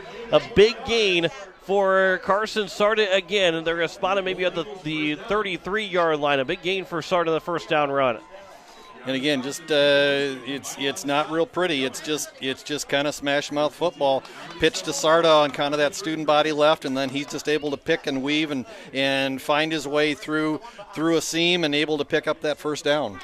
Gain of 19, 118 yards now rushing for Carson Sarda here on 15 carries for the junior running back for Aberdeen Central. First and 10 from the 33 with 5:05 to go here in the first half. Another toss for Sarda left side. To the far side he goes. A flag will come flying in as it was behind the line of scrimmage, and we'll see what the call is going to be as Sarda was able to get to the 31, a gain of just 2, but the flag down, and we'll see what it is. And it will be a hold on Aberdeen Central, and they're going to push him back. I believe they said it was 73, which is Samson Flackus, the center, gets called for the hold and a 10-yard penalty. That'll push Aberdeen Central. That's sure, yeah, we'll go with that. It's going to be still first down. First down all the way back to the 41-yard line. First and 10 from the Governor 41. And they have to get now down to the 23-yard line, does Aberdeen Central. So a first down and very long. First and 18 is what we'll call it, with 5:02 to go here in the first half. From under center does Rolfs, as a flag will come out. Should be a false start, the way that flag came out of the pocket of the referee. And we'll push them back 5 more yards and make it first down and 23.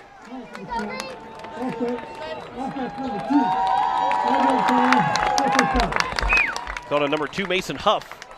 So they will back him to the 46-yard line with 5 minutes left to go here in the first half. 1st and 23 from the Governor 46-yard line.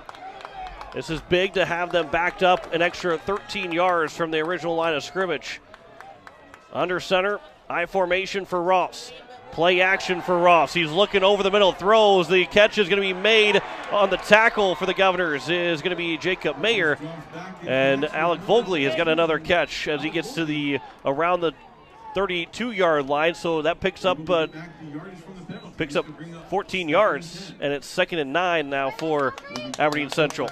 Yeah, Vogley coming from the tight end position and just went right up the hash mark and then just cut to the near side and Rolfs doesn't take a lot of time. He doesn't sit back there. Just 3 receivers in the pattern, so it doesn't take him long to get through the progressions.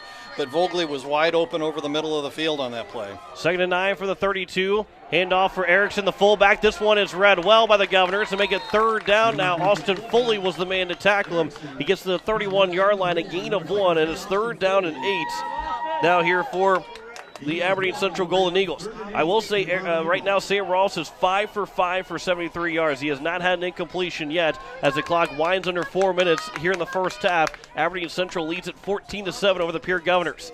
Governors are looking to get back to this 5th straight state championship, looking to win 5 straight titles, but they got to get past this pesky number 7 team, Aberdeen Central, who was on a 6-game losing streak to end the season. Came back and won the game against the Brookings. I say came back as they were able to stop their losing streak. Never trailed in that game and have not trailed in this game yet. They lead at 14-7 with 3:30 to go. Ross back to pass here on 3rd down. Looks over the middle of the throw. Down the side in the middle of the field. The catch is made. And another touchdown for Aberdeen Central. And Vogley has got his 2nd touchdown grab. And Aberdeen Central leads at 20-7 with 3:23 to go here in the first half. And a 31-yard touchdown pass, and just again Vogley coming from the tight end position just kind of ran a skiddy post, and he was wide open. He created a couple of steps clearance between himself and Jaden Wiebe, and the 6'5" target is awful tough to miss when he's that wide open. Extra point is good, so it's now 21-7. Governors trail here with 3:23 to go in the first half. Back in 30 seconds. You're listening to Pierre Governor Football on KCCR and on YouTube at KCCR Sports. So why do teenagers play high school sports? My reason why is a sense of purpose. My reason why is to inspire others. One reason student athletes seldom mention is to get an athletic scholarship. They know that only 2% of all high school athletes are awarded a sports scholarship. So why do they play? My reason why is friendship. Tell us your reason using the hashtag #MyReasonWhy. This message presented by the NFHS and the South Dakota High School Activities Association. Governors trail it by 14, 21-7, with 3:23 to go here in the first half. Pierre has all 3 timeouts, and Greg, I don't want to say this is a must-score position for the Pierre Governors, but with getting the ball to start the second half, you can effectively get the ball back without Aberdeen Central possessing it and be able to tie this ball game up. Even though you're down by 2 scores, you can tie this game up before Aberdeen Central has another chance to possess the ball. Yeah, and I think that's the thing that you have to think about is that this is not a time to panic because you've got 3:23, you got 3 timeouts, you will get the ball to start the second half. But it is a situation where the Governors do want to come out of this drive with some points. As Jade Wiebe will take the ensuing kickoff when Wiebe gets to the 40-yard line, out to around the 41, 42, and it will be 1st and 10 here for the Governors at their own 42-yard line, and a good field position here for Pierre with 3:16 and all timeouts left to go.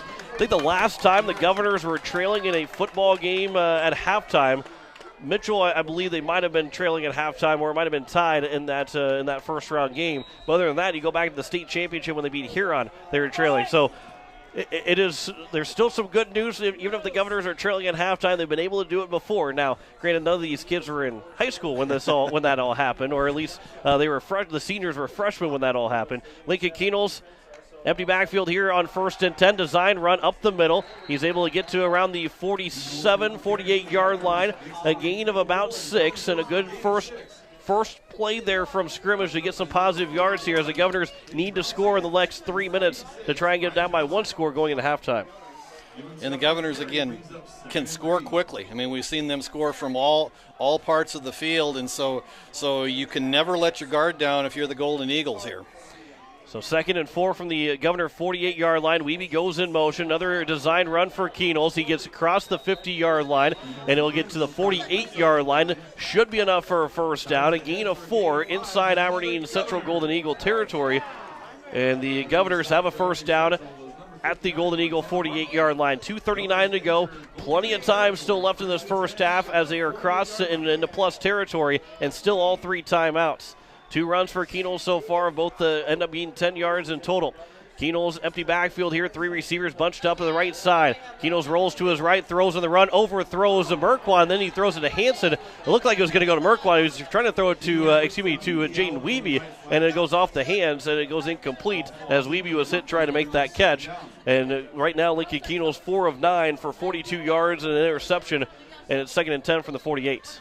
And Keenels has had about at least three passes where the ball has just kind of sailed on him a little bit tonight, where he's just gone high, and I don't know if that's just a situation where maybe there's a little too much adrenaline going tonight or not.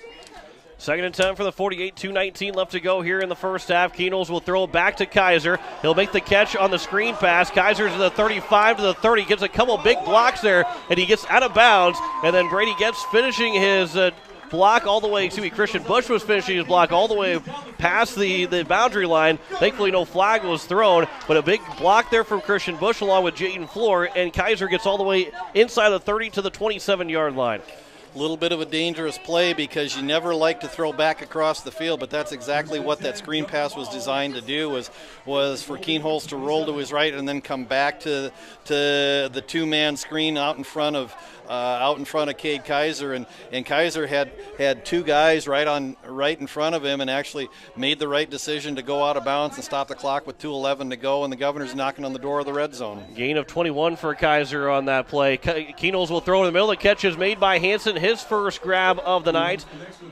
And Matt Hansen's inside the 20 to around the to the 18-yard line.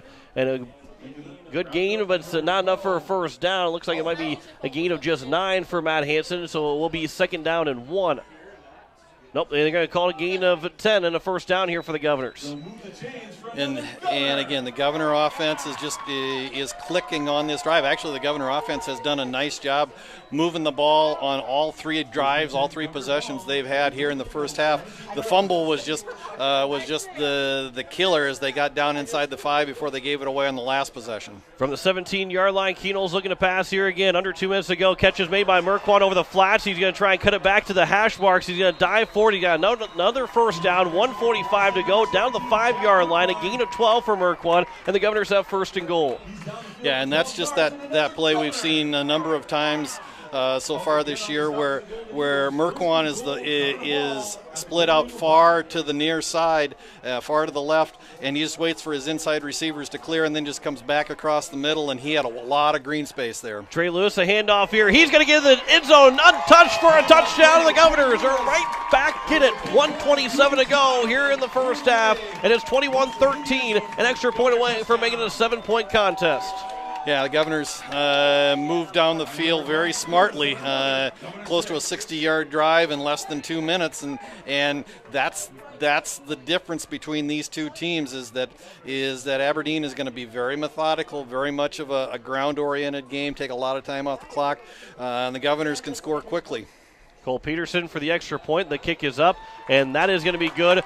21-14 with 1:27 to go here in the first half. Back in 30 seconds. You're listening to Pierre Governor Football on KCCR and on YouTube at KCCR Sports.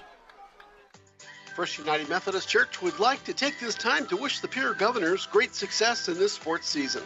Athletic competition builds skills, leadership, teamwork, and provides lifelong lessons in character development.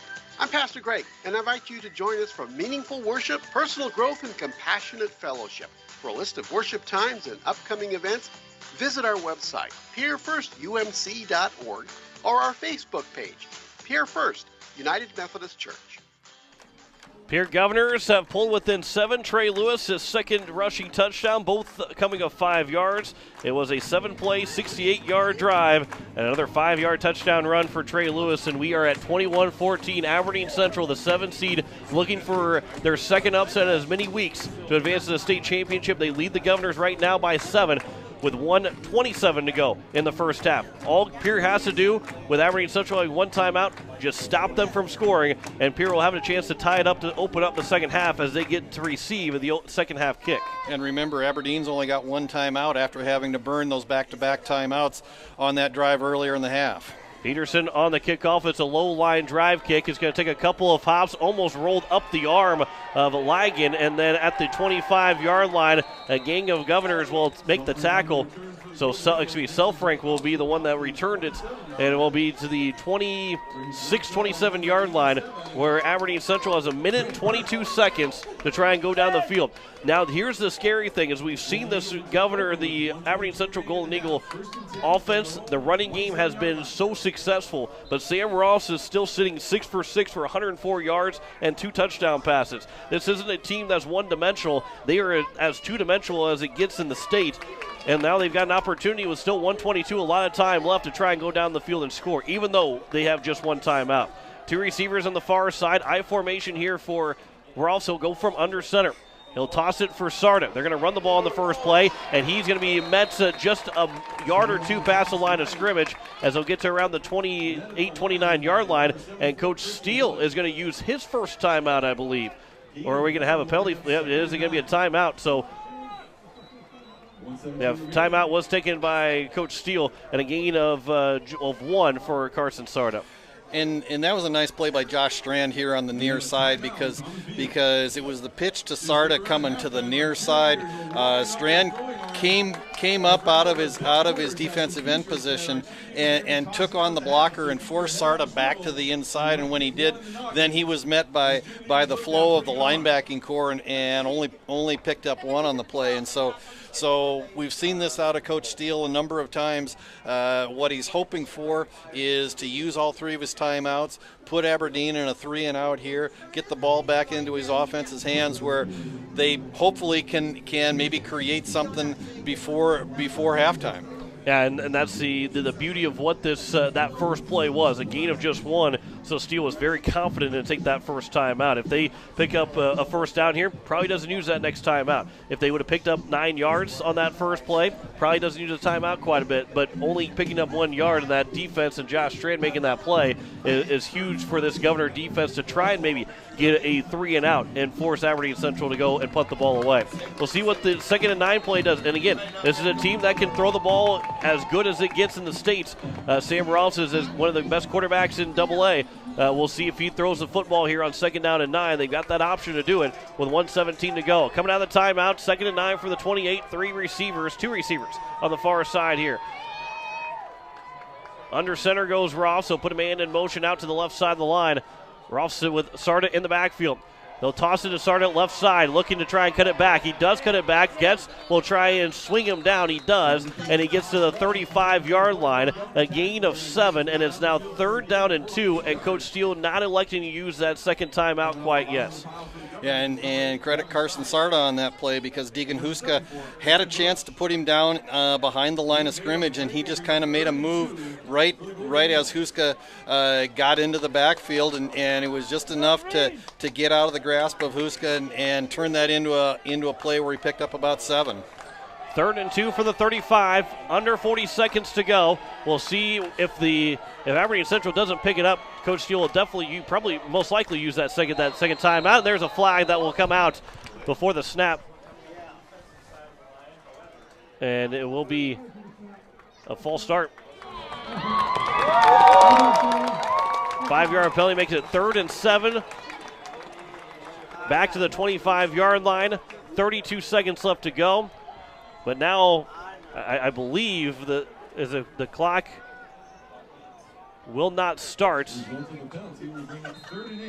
The clock doesn't start, so it's just a 25-second play clock for Aberdeen Central. They could have taken another 25 seconds off with a false start penalty. So it's 3rd and 7 from now the 30-yard line. Ross will go back from under center I formation.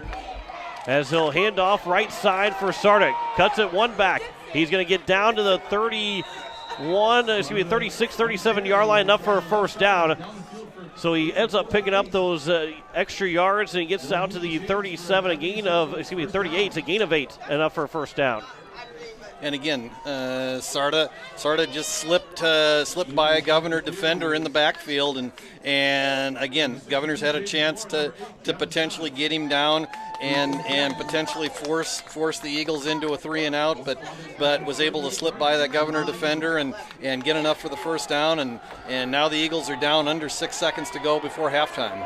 And Rolfson is going to try and get this play off with the last second, and Coach Steele will take a timeout.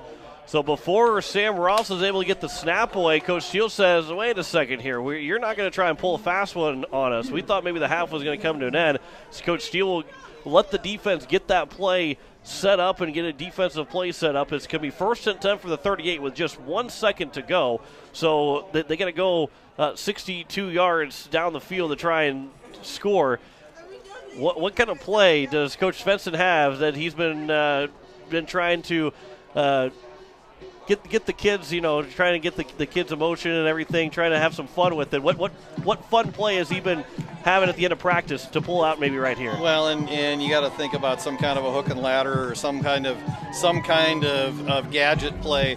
But this is a good timeout from Coach Steele to say, okay, we want to be prepared, and what he wants to say, especially to his secondary and to his linebacking core, is you don't want to let anybody get behind you, because Sam Rolfs can throw the ball a long way. The biggest thing is keep everything in front of you, because the last thing you want right now with 1 second to go before halftime is to let Aberdeen go 62 yards for a score. Jackson Edmond is in on defense. The big frame that he has will be one of those guys that will try and get one stop here. We'll see what play they want to run. How dangerous does Aberdeen Central want to try and make this play?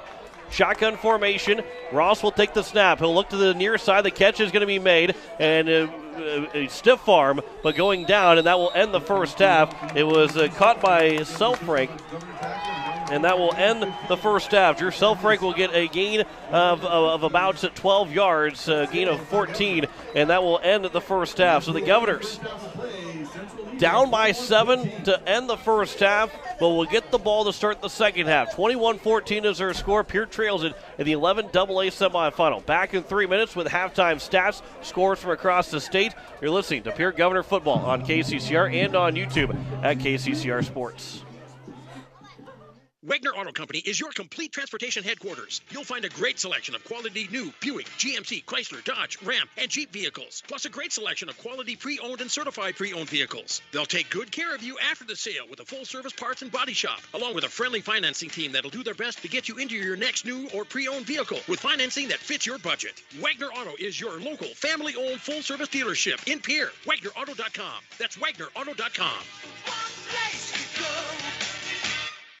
Are you building a new home or remodeling the old? Adding a fireplace can make a house a home. Olson Plumbing in Pierre carries a full line of Heat-A-Later fireplaces. Whether your taste is traditional or contemporary, Olson Plumbing has a great selection of Heat-A-Later fireplaces that will fit any style. Whether you're building new or updating, call Olson Plumbing. Heat-A-Later Fireplaces, the first name in fireplaces. Olson Plumbing in Pierre is your source for the industry's largest selection of indoor-outdoor fireplaces, either gas or wood, and outdoor fire pits. Stop by their showroom at 2803 East Wells or give them a call, 224-6436.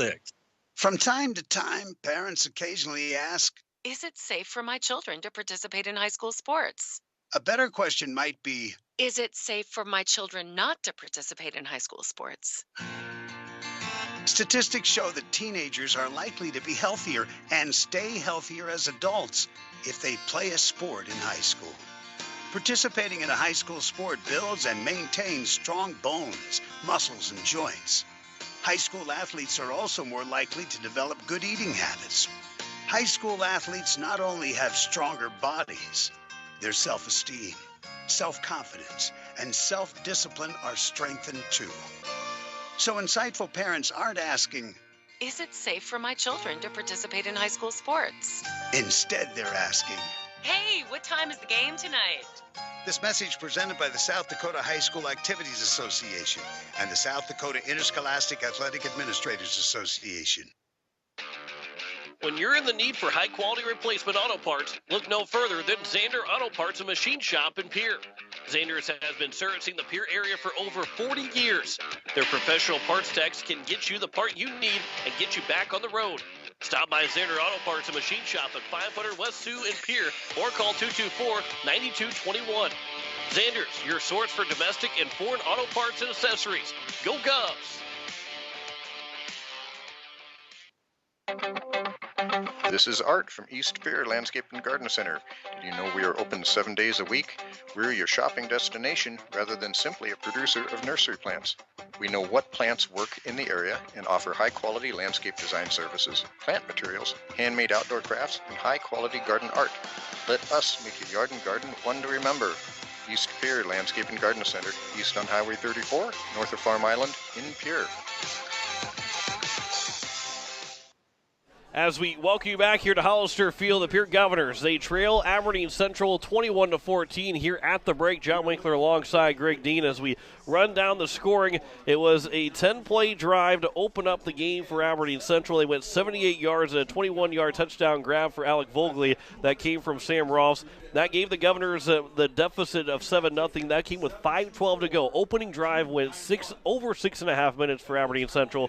Governors were able to go back 3 minutes later and tie the game up on a 9-play, 62-yard drive and a 5-yard touchdown run from Trey Lewis to tie the game up at 7-7. We go the second quarter after a punt and then a fumble inside the 5-yard line. A punt from Aberdeen Central and a fumble inside the 5-yard line from the Governors and Lincoln Keenels. It was recovered by Aberdeen Central. They went on a 5-play, 96-yard drive and a 55-yard touchdown run from Austin Erickson with 6:12 to go in the first half to make it 14-7. Governors threw an interception. Lincoln Keenels his first of the game as he's 7 of 12 for 65 yards and an interception so far in the first half. Then Aberdeen Central got the ball, and put the Governors down by 14 on a 4-play, 52-yard drive and a 31-yard grab from Alec Vogley, his second of the game, to make it 21-7.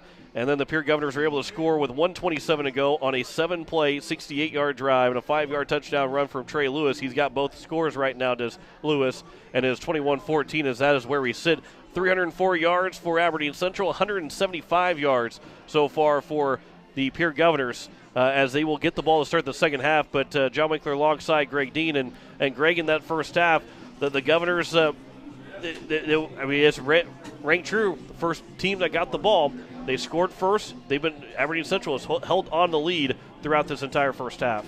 And give Aberdeen a lot of credit, and I think they're doing probably exactly what the Governors thought they were going to do, and it's just been a whole lot of Carson Sarda so far tonight, with just enough balance, whether it be the Sam Rolfs passing. We haven't really seen him run the ball very much tonight, but the one carry from Austin Erickson, that quick hitter right up the middle, that really caught the Governors off guard for 50 yards and a touchdown.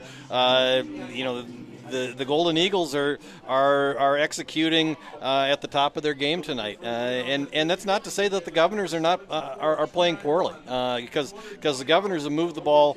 They've had 3 possessions. They moved the ball well every time. Unfortunately, the one turnover down deep inside the red zone obviously hurt them. The interception towards midfield halfway through the second quarter was a drive killer. But for the most part, I mean, the Governors have done some pretty good things. What they really need to do, and I think to be effective getting into the second half, is they've got to figure out a way to get Aberdeen into second and long, third and long, because then you kind of take that threat of Carson Sarda away from that Golden Eagle offense. As we go through the stats here, and we'll start with Aberdeen Central, Carson Sarda has 134 yards on 18 carries and does not have a touchdown quite yet. So, he doesn't have a touchdown run quite yet, but he's been knocking on the door. He's been the workhorse for Aberdeen Central. Austin Erickson does have that touchdown run of 55 yards. He's got 56 yards on 2 carries. Sam Rolfs is at 7 of 7 for 118 yards and 2 touchdowns. Those 3 of those 7 completions have gone to Alec Vogley, 2 for touchdowns for 66 yards in total. Selfrink's got 19 yards on 2 catches. Huff's got a catch for 15 yards, and Ligon's got a catch of 18 yards so far here in the first half. For the Pierre Governors, we mentioned Lincoln Keenels is 7 of 12 for 65 yards and interception. Running the ball wise, Keendles has 49 yards on 7 carries. He does have a fumble. Trey Lewis is 57 yards on 7 carries, 2 touchdown runs. Jaden Weeby's got a 5-yard carry for his only run of the game. Merkwan has caught 4 passes for 41 yards. Hansen, Kaiser, and Zabel each with a catch. Hansen of 10, Kaiser of 21, and Zabel of 13. And that is the offensive stats for the Pierre Governors so far in this first half. 21-14 is our score here at the break. We will step aside for 3 minutes, and we'll come back and run down the scores across the state in semifinal day. You're listening to Pierre Governor Football on KCCR and on YouTube at KCCR Sports. Dakota Sprinkler and Landscaping is who you should call as we enter the fall season. They can make sure your lawn makes it through the tough South Dakota winters. They can help with the fall cleanup, winterize that sprinkler system so that it can be ready to go in the spring. And once the snow starts to fly, they can help with that too. Dakota Sprinkler and Landscaping, helping customers year-round. Call Dakota Sprinkler and Landscaping, 280-4440. Papa Murphy's in Pierre is here to make your big game party a success. They have fresh-made, delicious pizzas, cheesy breads, salads, and desserts that are ready to bake for all you football fans. Papa Murphy's pizzas are made fresh for you right in our store, so no more worrying about cold, soggy pizza. You take Papa Murphy's pizzas and bake them in the comfort of your own home, so they're hot and fresh right from your oven. Come on down to Papa Murphy's in Pierre and pick up your pregame pizzas. Papa Murphy's in Pierre. It's love at 425 degrees. Insurance. We all need it to protect our homes, health, businesses, and belongings. But having adequate coverage is just the beginning. You also need the support of professionals who stand by your side to protect what's important to you. Fisher Rounds & Associates combines the coverage you want with the commitment you need. Fisher Rounds & Associates. At your service, at your side. With offices in Pierre, Mitchell, Watertown, Sioux Falls, and Rapid City. BankWest Insurance has the expertise and resources to deliver personalized service and customized solutions. As an independent agency, we shop dozens of companies to get you the best coverage at the best price. As your trusted choice for insurance coverage, we promise to go the extra mile so you can rest assured your loved ones and your assets are protected. Contact your local agent to put BankWest Insurance to work for you. Not a deposit, not FDIC insured, not insured by any federal agency, not guaranteed by any bank, may go down in value, equal opportunity provider.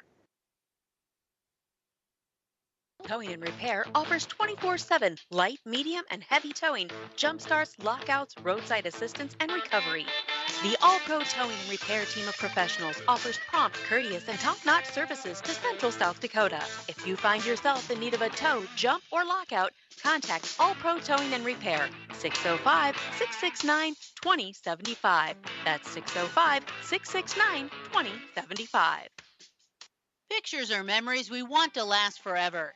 For those special times, call Bridget M. Photography, a unique boutique photography studio offering family portraits, children, seniors, and even your pets. They're available for weddings, commercial events, and sports photography. Stop in and visit their studio in Pierre or look over their website at bridgetmphoto.com. Pictures and memories that will last forever. From Bridget M. Photography in Pierre. As we welcome you back here, as we are at halftime, 21-14, Aberdeen Central leads the Pierre Governors. John Winkler alongside Greg Dean as we run down the scores from across the states. In the other semifinal game in 11AA, T Area leads Yankton 28-7 at halftime. T Area came into the game tonight with 18 passing touchdowns through 10 games.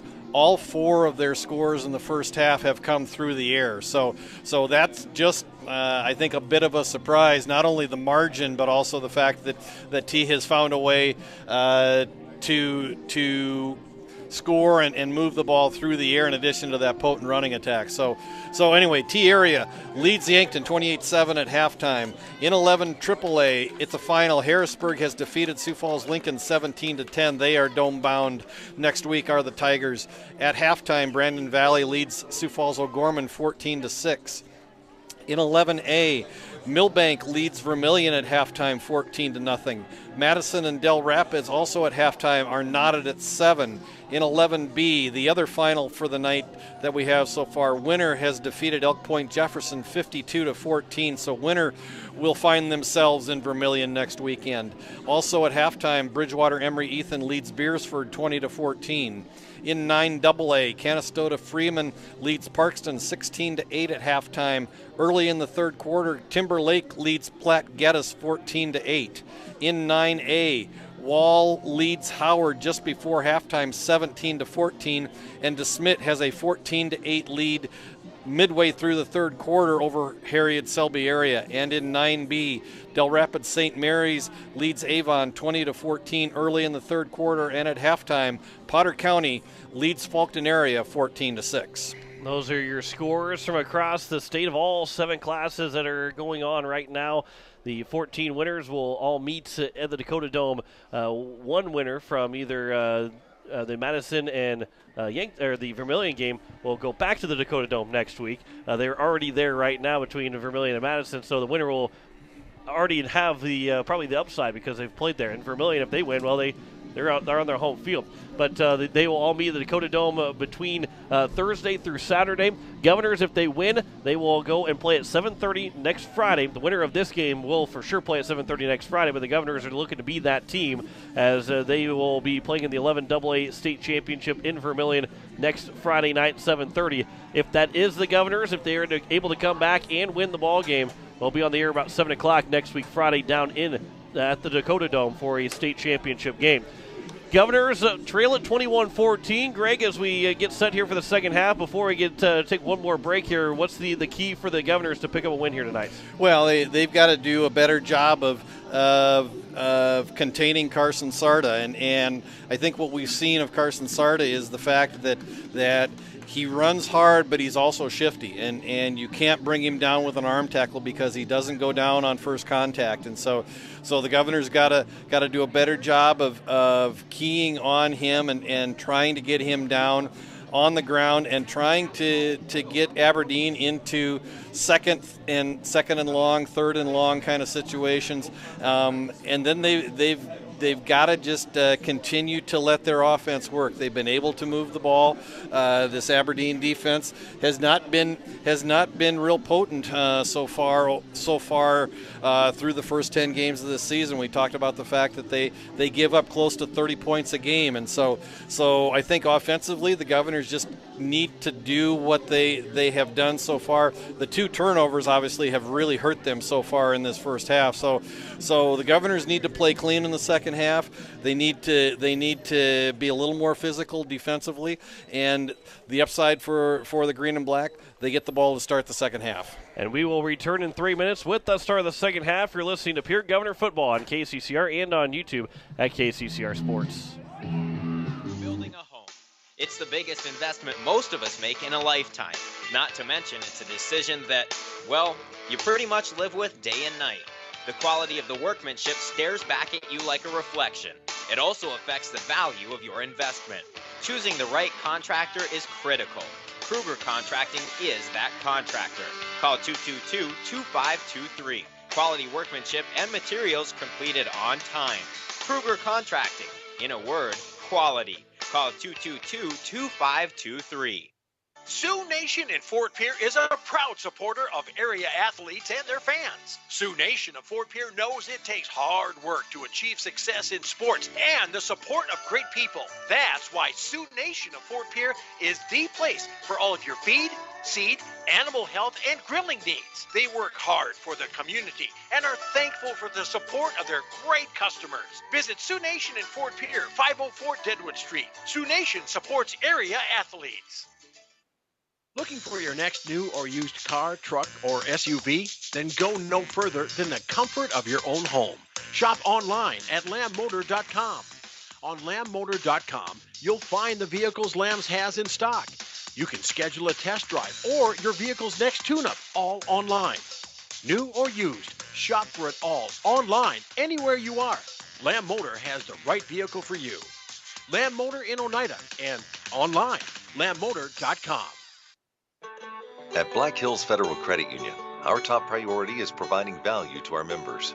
Since 1941, We have helped our neighbors buy homes and vehicles, finance their farms and ranches, insure their assets, and retire comfortably.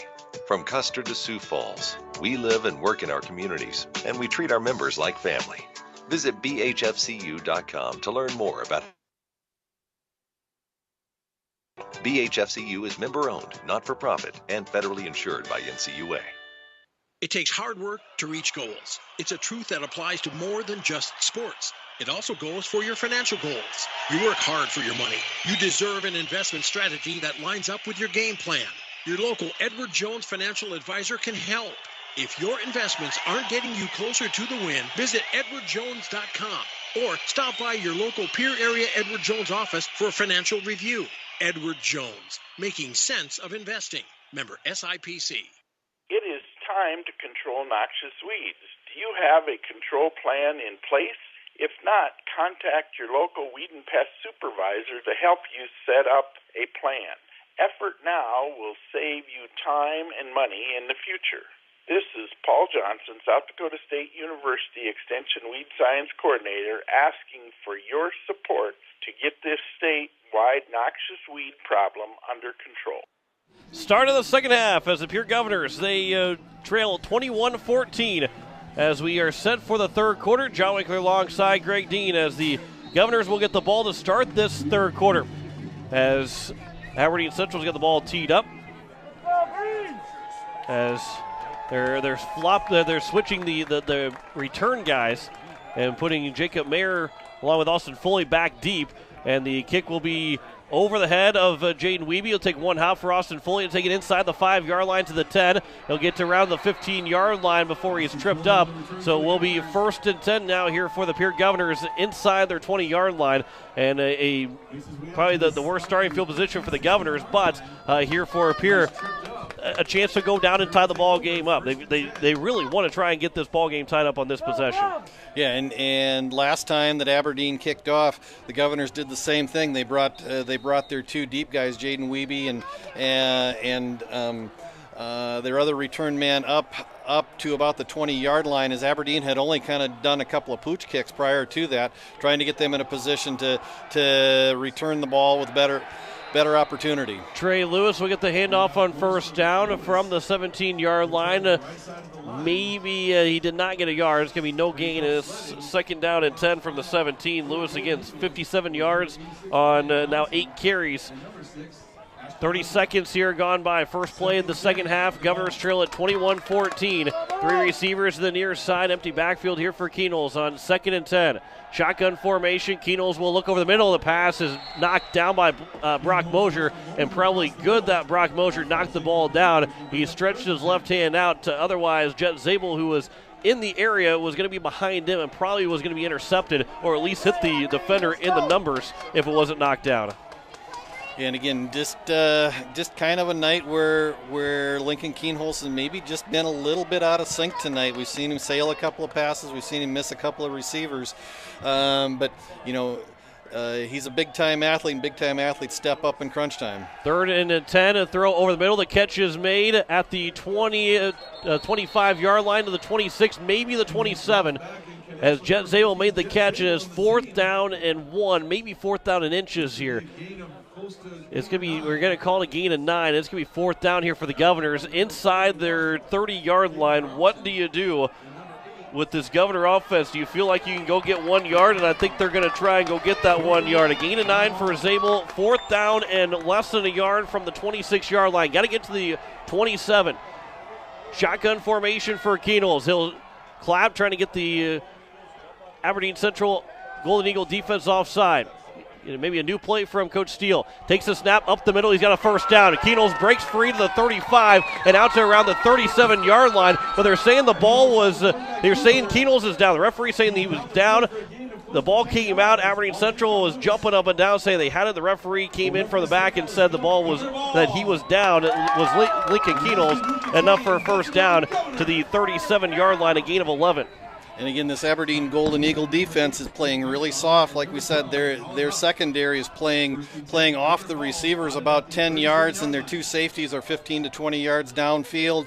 Their linebackers are 7 to 8 yards off the line, and so it's a pretty easy run for Lincoln Keenholz to pick up that 1 yard. Quick pass to Jack Merkwan here, the near side of the 40 to the 45, gets to the 50-yard line, does Merkwan, before 5 guys from Aberdeen Central have to take him down, as they'll get to a gain of 13 for Merkwan and a first down here for Pierre. That 4th and 1 play could be a huge one to go back to, because that is a momentum builder for the Pierre Governors. 1st and 10 on their own side of the 50-yard line at 10 minutes to go here in the third quarter. They trail by 7, 21-14. A trip to the state championship is on the line.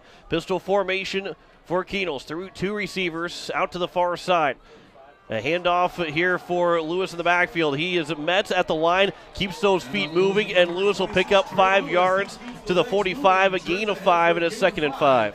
And we really haven't seen Aberdeen try to bring any pressure other than their front four. We like we said, those linebackers, and they're playing 3 linebackers. Sometimes they're dropping a linebacker off in kind of a nickel package, but those linebackers are a good 5 to 7 yards off the line of scrimmage. They're not really stunting or blitzing at all. Keenholz looking to pass, throws the near side, catches made by Merkwan. He's going to try and carry his man along with him for a couple extra yards. He gets out of bounds at around the 32. A gain of 13 again for Jack Merkwan, and it's 1st and 10 for Pierre as they start to move their way downfield with 9:15 to go in the third quarter. Yeah, and just a hitch route from Merkwan. He gets one-on-one coverage out here with Adam Hyman, the 5'11", 160-pound junior cornerback, and he's giving Merkwan a lot of room right now. He's a good 10 to 12 yards off before this snap. 1st 10 from the 32-yard line. Play action for Keenholz. He'll roll to his right, looking across the field, throws for Lewis. The catch is made at the 20, cuts it back to the hash mark. He's at the 15. A flag comes flying in at the end, and depending on where that flag's actually at, it might be a face mask called against the Aberdeen Central Golden Eagles, but right now where Lewis is at, he got to the 15-yard line, I believe, a gain of 15, a gain of actually 17, and we'll see what the referee's call is here.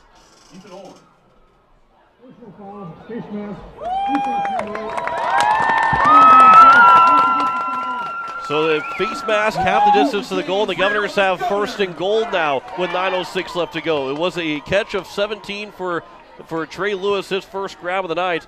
And Lincoln Keenholz has quickly gone over the century mark. He's got 117 yards now, 10 of 17 through the air. 1st and goal from the 8 with 9:06 left to go, and the clock will wind. Here in the third quarter, Governors down by 7. 2 receivers out to the right side. Pistol formation here with Jaden Wiebe in the backfield. Wiebe will get the handoff. He'll cut to the left side, trying to get to the middle. He dives for the end zone. Is he in? No sign. And it is going to be a touchdown for the Pierre Governors. Jaden Wiebe from 8 yards out. And Pierre is an extra point away from tying it up with 8:50 to go here in the third quarter. And that was just a classic Pierre Governor drive, the way that this offense has run this year. I mean, just more reliant on the pass, but certainly enough balance on the run that especially the way that this this Aberdeen Golden Eagle defense is playing, and they're actually playing pretty soft. They allow the Governors they're kind of giving away the run right now. We've got an injured Golden Eagle on the field.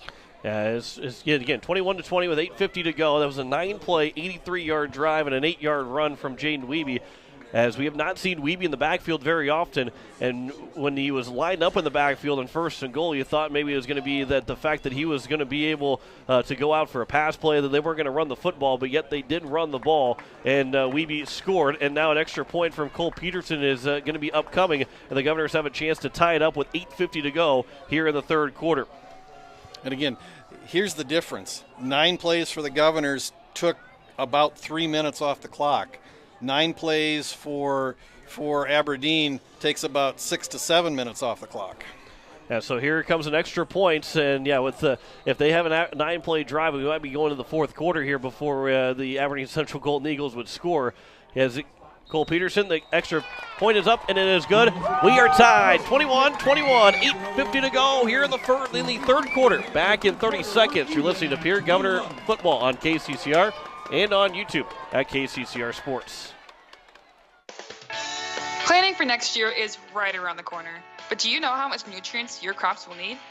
Fall soil sampling with CHS River Plains can help you look at each field's nutrient carryover, provide you with a more accurate farm plan, and allow you to take a position on those nutrients needed when you see fit. Plus, it'll make your life easier next spring when the planters are ready to roll and you don't have to wait. Contact your local CHS River Plains agronomist today, and we'll get the pickup headed your way. So again, a 9-play, 83-yard drive for the Pierre Governors. It results in an 8-yard touchdown run for Jaden Wiebe, and it is a 21-21 game as we play here in the third quarter. The winner will go to the state championship next week, Friday, 7:30 is the scheduled kickoff time in the 11AA state championship at the Dakota Dome in Vermilion. And the Governors are looking to get back there for another time, looking to go for a 5th straight state championship, as it is tied up at 21 here in the third quarter. 8:50 to go here in the third. Cole Peterson tees it up, and will look to kick this one deep. Aberdeen Central had the first chance now here for them to possess the ball in the second half. A good kick. Taken inside the 5-yard line, out to the 15, to the 20, to the far sideline, to the 30, 35 before he is driven out of bounds, and Aberdeen Central will have good field position to open up their first drive of the second half. Sam Ross is yet to throw an incompletion. He is 7 for 7, 118 yards and 2 touchdowns.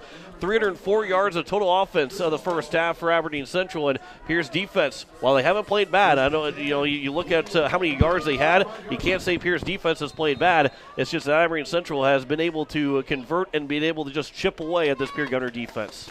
And again, we'll see what kind of adjustments Coach Sean Lewis, the Governor defensive coordinator, has made with this unit at halftime. Under center here for Sam Ross on first down, and pitch for Sarda. He is wrapped up at just a yard past the line of scrimmage to the 36, as Emmett Anderson was the one to get to him first. And Carson Sarda, who had 135 yards rushing in the first half, picks up just 1 yard, and wasn't even a full yard on that first down carry. And it's second down and 9 for the 36. Governors did a nice job converging on the ball and put Aberdeen in second and long, just exactly what we talked about at halftime. I think that's going to be one of the big keys here in the second half for the Governors. Shotgun formation here for Ross, and everybody jumps. Everybody threw flags out. What'd you say last 2 weeks ago, Greg? We're going to have to set the washing machine load to extra large with all that laundry on the field. It's a false start penalty on Aberdeen Central, and it will back them up 5 yards. It'll be 2nd and 14 from the 31. I love that phrase. that will baseball coming up in the spring and summer. I know that's a long ways away from now, but that will be an extended conversation during a game we're going to have about that one. Yeah, I guarantee you we're going to have a long conversation about that at some point during the baseball season. 2nd and 14 for the 31-yard line. 7:50 to go here in the third quarter. Shotgun formation for Ross. He's looking to pass. He's rolling to his left. Now he'll throw, and it will be nearly intercepted. Lincoln Keenels did not come away with it, but it was incomplete, and it will be up 3rd down and 14. The first incompletion of the game from Sam Ross, and it almost was a big incompletion, which almost ended up being an interception for Keenholz.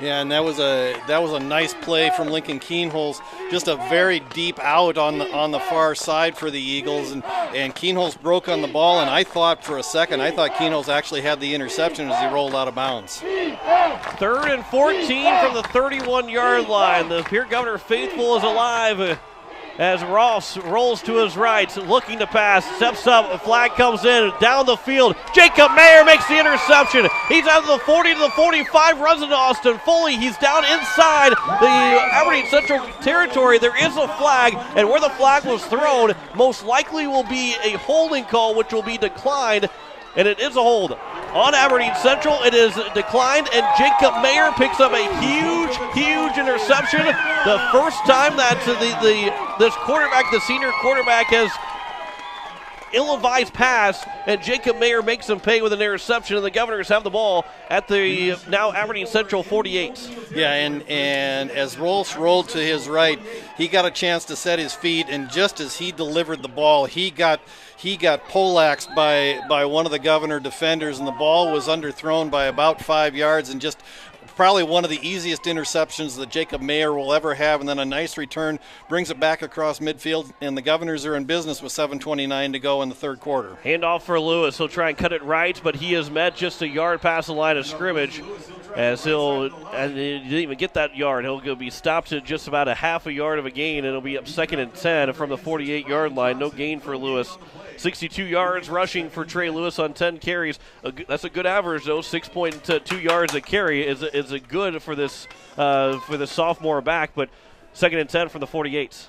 Yeah, as we said, third interception on the year for Jacob Mayer, and we haven't talked about the fact that this Governor defense is a little bit of a ball-hawking defense. 25th turnover of the year for the Governors. Pass was tipped, but Cade Kaiser makes the catch. He's in the backfield. He'll pick up a couple of yards, and almost a block in the back. It could have been called, but it was at the very end. Christian Bush was able to get a hand, but Cade Kaiser is going out of bounds, and he gets a gain of 1, and it's now 3rd down and 9 for the 47. And that's that throwback screen that the Governors have used effectively a couple of times so far in the first half.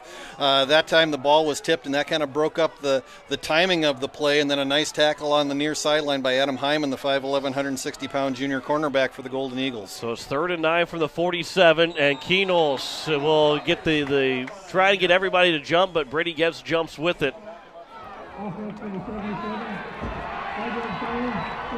And it's now 3rd down and 14 here from the Governor 48-yard line. So this is a big play here for Pierre. They get the interception. They have an opportunity to take the lead, but now they're backed up to their own 48-yard line. 3rd down and 14. Empty backfield here for Keenels. 3 receivers to the near side. Bunching in that trips up here on the near side. Keenels looking to pass. He's going to be flushed out of the pocket. He is going to get thrown down, and he is sacked all the way back inside the 40-yard line. Where are they going to spot him? All the way back at the 33-yard line. A big loss for Keenels on that 3rd down at the 33, a loss of 15, and it's going to be a 4th down and very long. And one of the first time that the Golden Eagles have been able to bring some pressure into the backfield, and Keenels really never had an opportunity to even get set back in the pocket before he got pressure from, I believe it was Montana Parmalee, either him or Chandler Gardner for the Golden Eagles. Keenels' punt is not one of his best. Still does give the Governors, though, in Aberdeen Central decent field position, but at the 38-yard line is where Aberdeen Central will take over after the Governors had the interception, but they go 3 and out and give the ball right back over to Aberdeen Central, trying to reclaim the lead here with 6:08 to go in the 3rd quarter. Golden Eagles dodge a bullet after the interception, force the Governors into the 3 and out, and actually get the ball back in pretty good field position. They'll start this drive on their own 38-yard line, 6:08 to go here in the 3rd quarter, score tied at 21. So as we have it 1st and 10 for the Aberdeen Central Golden Eagles as they break the huddle.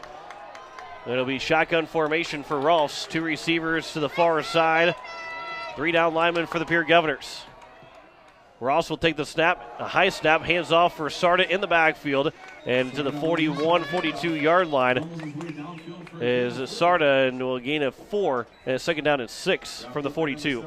Probably one of the first times we've seen an inside handoff to Carson Sarda tonight, where he actually comes back and actually comes between the guards and actually came right back up the middle, and the Governors actually played it fairly well, holding Sarda to just a gain of about 4 on the play. 2nd and 6 from the 42, 5:35 to go here in the 3rd quarter, tied at 21. These 2 teams played back in Week 8. Governors led 32-0 before ended up being 52-35. The Governors end up getting the win over Aberdeen Central. Another handoff for Sarda, and this time Ross will keep it to the far side. He makes a man miss. He's going to get to the sticks, and he's able to get enough for a 1st down. And it'll bring up a new set of downs here for... No, he's going to be short. They're going to spot him out at the 46-yard line. He only picked up 4 yards. Looked like he got out of bounds and past the sticks, but he did not, so it's now 3rd down and 2. Another gain of 4, this time for Rolfs. He's got to 0 yards rushing on 3 attempts. He's only run the ball 3 times, 2 for losses, and that one his best gain of 4 yards. 5:19 to go, the clock stopped. third down and 2 from the Aberdeen Central 46. And that's, you saw the athleticism of Sam Rolfs right there, because Lincoln Keenholz actually came up from his defensive back position. Actually, once Rolfs got to the edge, Keenholz had him actually back for a loss of about 2, but Rolfs was able to just get around him and then get to the sidelines. A handoff for Erickson in the backfield. The fullback gets enough for a first down as he crosses midfield and gets to the 49-48 yard line. A gain of a good 6 yards for Erickson, and it's 1st and 10 as they are now into Pierre territory. And that's that quick hitter where the fullback just goes right back up the middle, and with the defense keying so much on Sarda, and then you got to have a spy on Sam Rolfs. Sometimes you lose focus on Austin Erickson, the fullback, and he's not a real big kid, just 5'6", and so you can kind of lose him in the middle of that formation. 4:50 to go here in the third quarter. Erickson gets the handoff this time. He is wrapped up, and he is down for a loss back to the 49-yard line. A loss of 1. Austin Foley was back there along with Emmett Anderson, and it's 2nd down and 11 here from the 49-yard line. Yeah, and it was a nice job by the middle of the Governor defensive line, and they really just wrapped up and smelled out that counter that they ran to Erickson as he was just kind of coming back against the grain, and the Governor defensive line did a nice job right there. 4:15 to go here in the third quarter. Long time for Aberdeen Central before they break the huddle. Play clock still above 10 as it is right now, as Rolfs will go back to a shotgun formation. Now under 10 seconds to go on the play clock. Man goes in motion out to the left side. Under 5 to go on the play clock. Rolfs will take the snap. He'll keep it again. He's going to look to his left, and he's going to pick up a solid amount of yards and make it 3rd down and manageable here after a loss of 1 on the first down play. He's able to get to the 41-yard line, a gain of 8, and it's 3rd down and manageable now here for Aberdeen Central. And they had the play clock all the way down to 1 on that play. I wasn't quite sure they were going to get it off because they actually put one of their receivers and moved him to the far side of the formation, and he barely got set for the full second before that snap took place, and they were down to 1 second. But that time, Sarda, Rolfs faked the handoff to Sarda, and then bootlegged around the left side and picked up about 8 on the play. 3rd and 3, 6 play of the drive as a toss going to be for Sarda. He's going to get to that first down marker, and I believe he's going to have enough for a first down. They're going to spot him for a gain of 4 when he needed 3.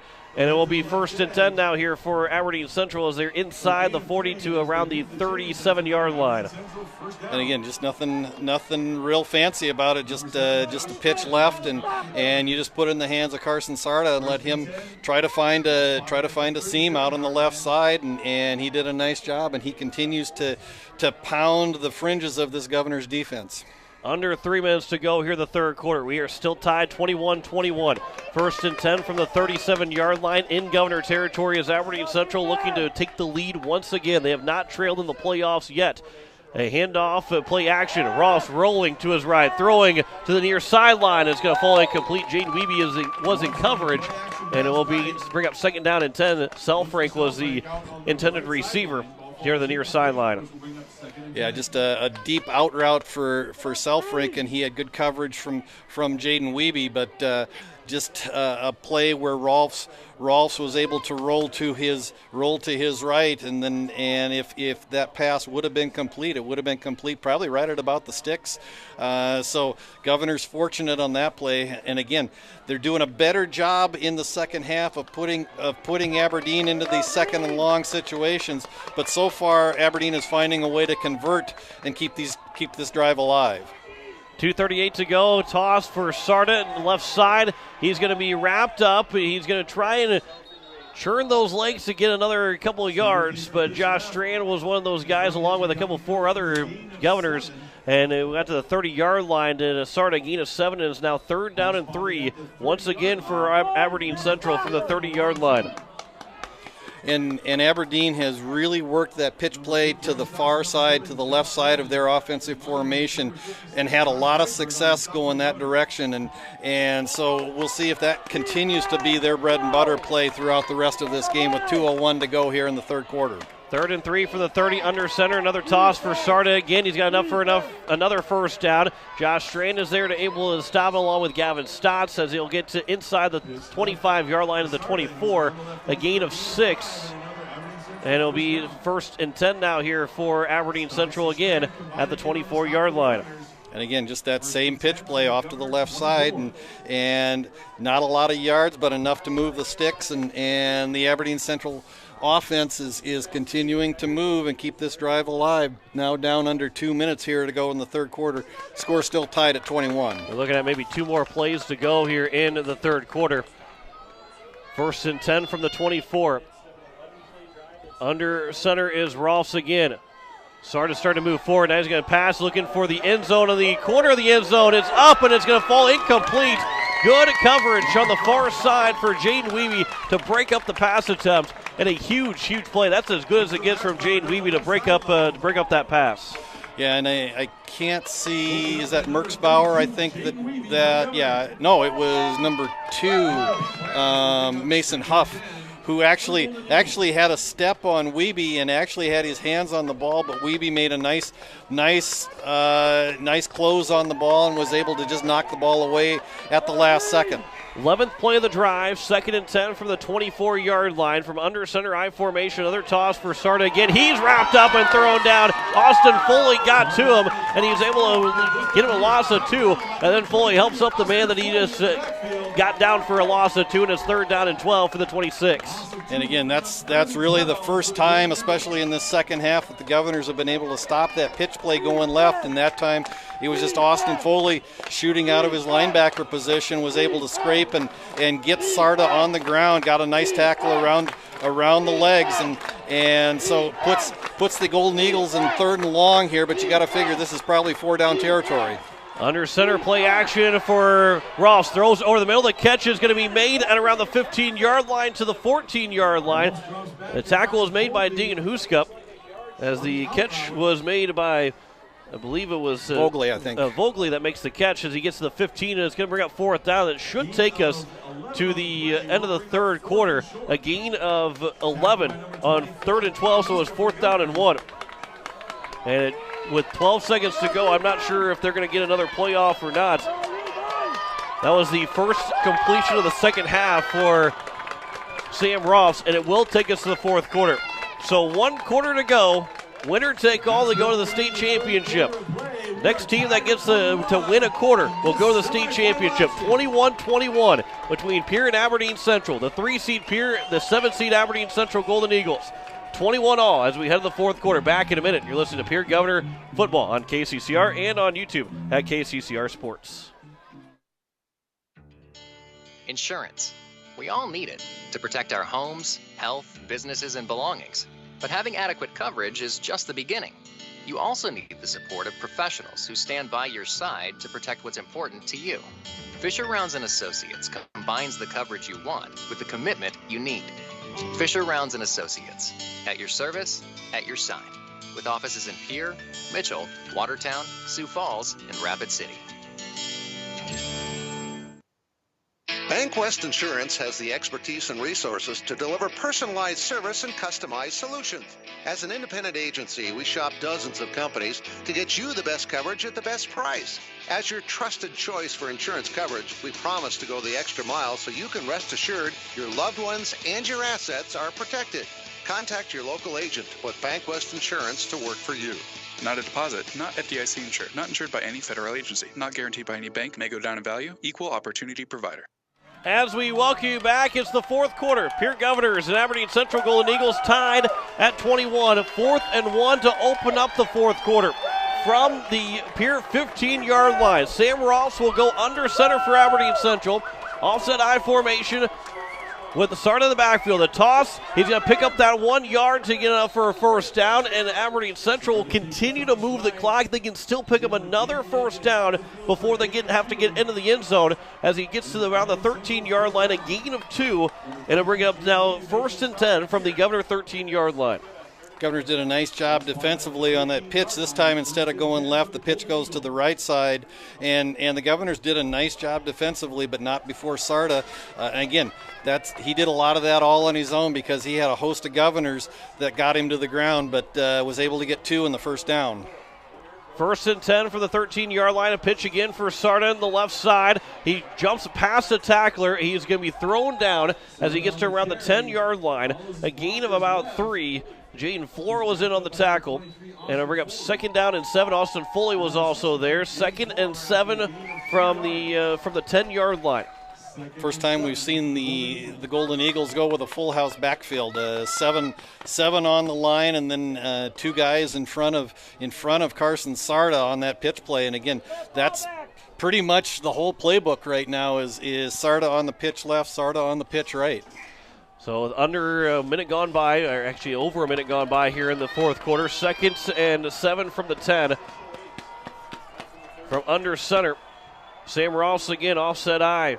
Sarda in the backfield, a toss to the right side. Now for Sarda, he's going to throw it back here to Ross. He makes the catch. He makes Lincoln Keenholz miss, but he was slipping and falling as he got past Keenholz. So they're trying, hey, you're trying everything as they'll get to around the 6-yard line. And, well, they're going to get him spot about the 8-yard line. So a gain of about 3 to the 7. So it's now 3rd down and 6, 3rd down and 4 here for the Golden Eagles.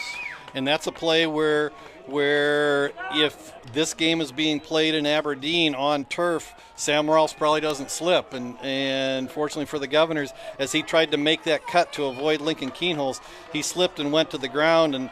And so the Governors are now able to put Aberdeen in this 3rd and about 5 situation. Shotgun formation here for Ross. He's going to look to pass, looking pump fakes. Now he's going to roll. He's going to get thrown down by Chase Sarda, and it will be 4th down and a very long here for the Pierre Governors. That is his 10th and a half sack. He has tied a record with the Gunnar Gehring in sacks per season for a season with 10 and a half. Huge sack for Chase Sarda. And what that does, and we'll see how Aberdeen wants to play this, with the ball back just inside the 20-yard line. Now this becomes about a 37, 38-yard field goal. They're going to keep the offense on the field and go for it here on 4th and 16. They've got to get all the way down to the Governor 3-yard line. 4th and 16 from the 19-yard line. 17th play of the drive for Aberdeen Central with 9:05 to go. 17-play drive here. Aberdeen Central can still pick up a 1st down here. 4th and 16 for the 19. As Ross will look to pass, he steps up in the pocket, rolling to his right, still rolling, looking to find someone to pass to, throws, looking for the end zone. It's intercepted in the end zone, and the Governors will have a touchback. Jacob Mayer's got his 2nd interception of the game, and the Governors will have the ball at their own 20-yard line. A 17-play drive gets nothing out of it for the Aberdeen Central Golden Eagles. And that was a play that really broke down in the backfield. The Governors were able to bring some pressure, and they really flushed Rolfs out to the far sideline. And then Rolfs has kind of a unique throwing motion. He actually almost is kind of a sidearm throw, and as he's rolling to his right, he throws the ball, and it kind of died right at the goal line, and Jacob Nayer just able to pick it up off the ground just before it skips, and the Governors are in business here at the 20. Trey Lewis will cut it to the near side. He's at the 30 to the 35 where he goes down. A gain of 15, 16 yards for Trey Lewis in the 1st down carry. And the Governors are in business trying to take the lead for the first time here tonight with 8:40 to go in the 4th quarter. They have not trailed in this game. Aberdeen Central has not trailed at all. The Governors have not led in this game. Aberdeen Central has not trailed in the playoffs yet this year. And it's 1st and 10 from the 36-yard line with 8:30 to go. That interception actually for Mayer, getting it in the end zone, gave them an extra yard instead of it being incomplete. Another handoff this time for Lewis again. He's out to the 41-yard line. Another pickup of a couple, and a personal foul is going to be coming up here against Aberdeen Central. And it will be a gain of 5 here for Trey Lewis. And it will be a flag that is thrown. So a 5-yard gain for Trey Lewis before the penalty is going to be taken here for the referee to make the call.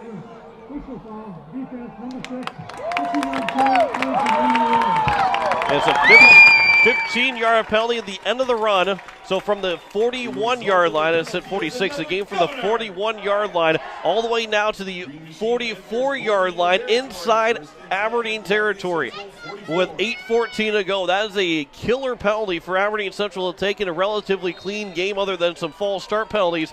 It's been relatively clean, but now the Governors have it inside Aberdeen territory from the 44-yard line with 8:05 to go here in the fourth quarter. Lincoln Keenel's play action, a design run. He will get a lot of speed, buries himself forward, and gets inside the 40 to the 36-yard line. A gain of about 8. Keenel's an extra little shove at the end. He would not run to a shove, more of a push. And you got to be careful that you don't get one of those 15-yard penalties right back to going back the other way. But a gain of 8 for Keenel's, and it's second down and 2. Governor running game is coming to life here in the second half. First time we've really seen it flourish throughout this year. Handoff for Lewis. So cut at the line of scrimmage. He'll go to his left. He's got enough for a first down. And Trey Lewis inside the 35 to the 32-yard line. A gain of 4. And it'll be a first down. And there's another Aberdeen Central player that's down right now. He's going to get back to his feet slowly. And it'll bring up first down and 10 here. The gain of 4 for the Pierre Governors. The Golden Eagle who got up slowly was Brian Johnson, the 6'2", 260-pound junior defensive lineman. First and 10 for the 32 with 7:10 to go here in the fourth quarter.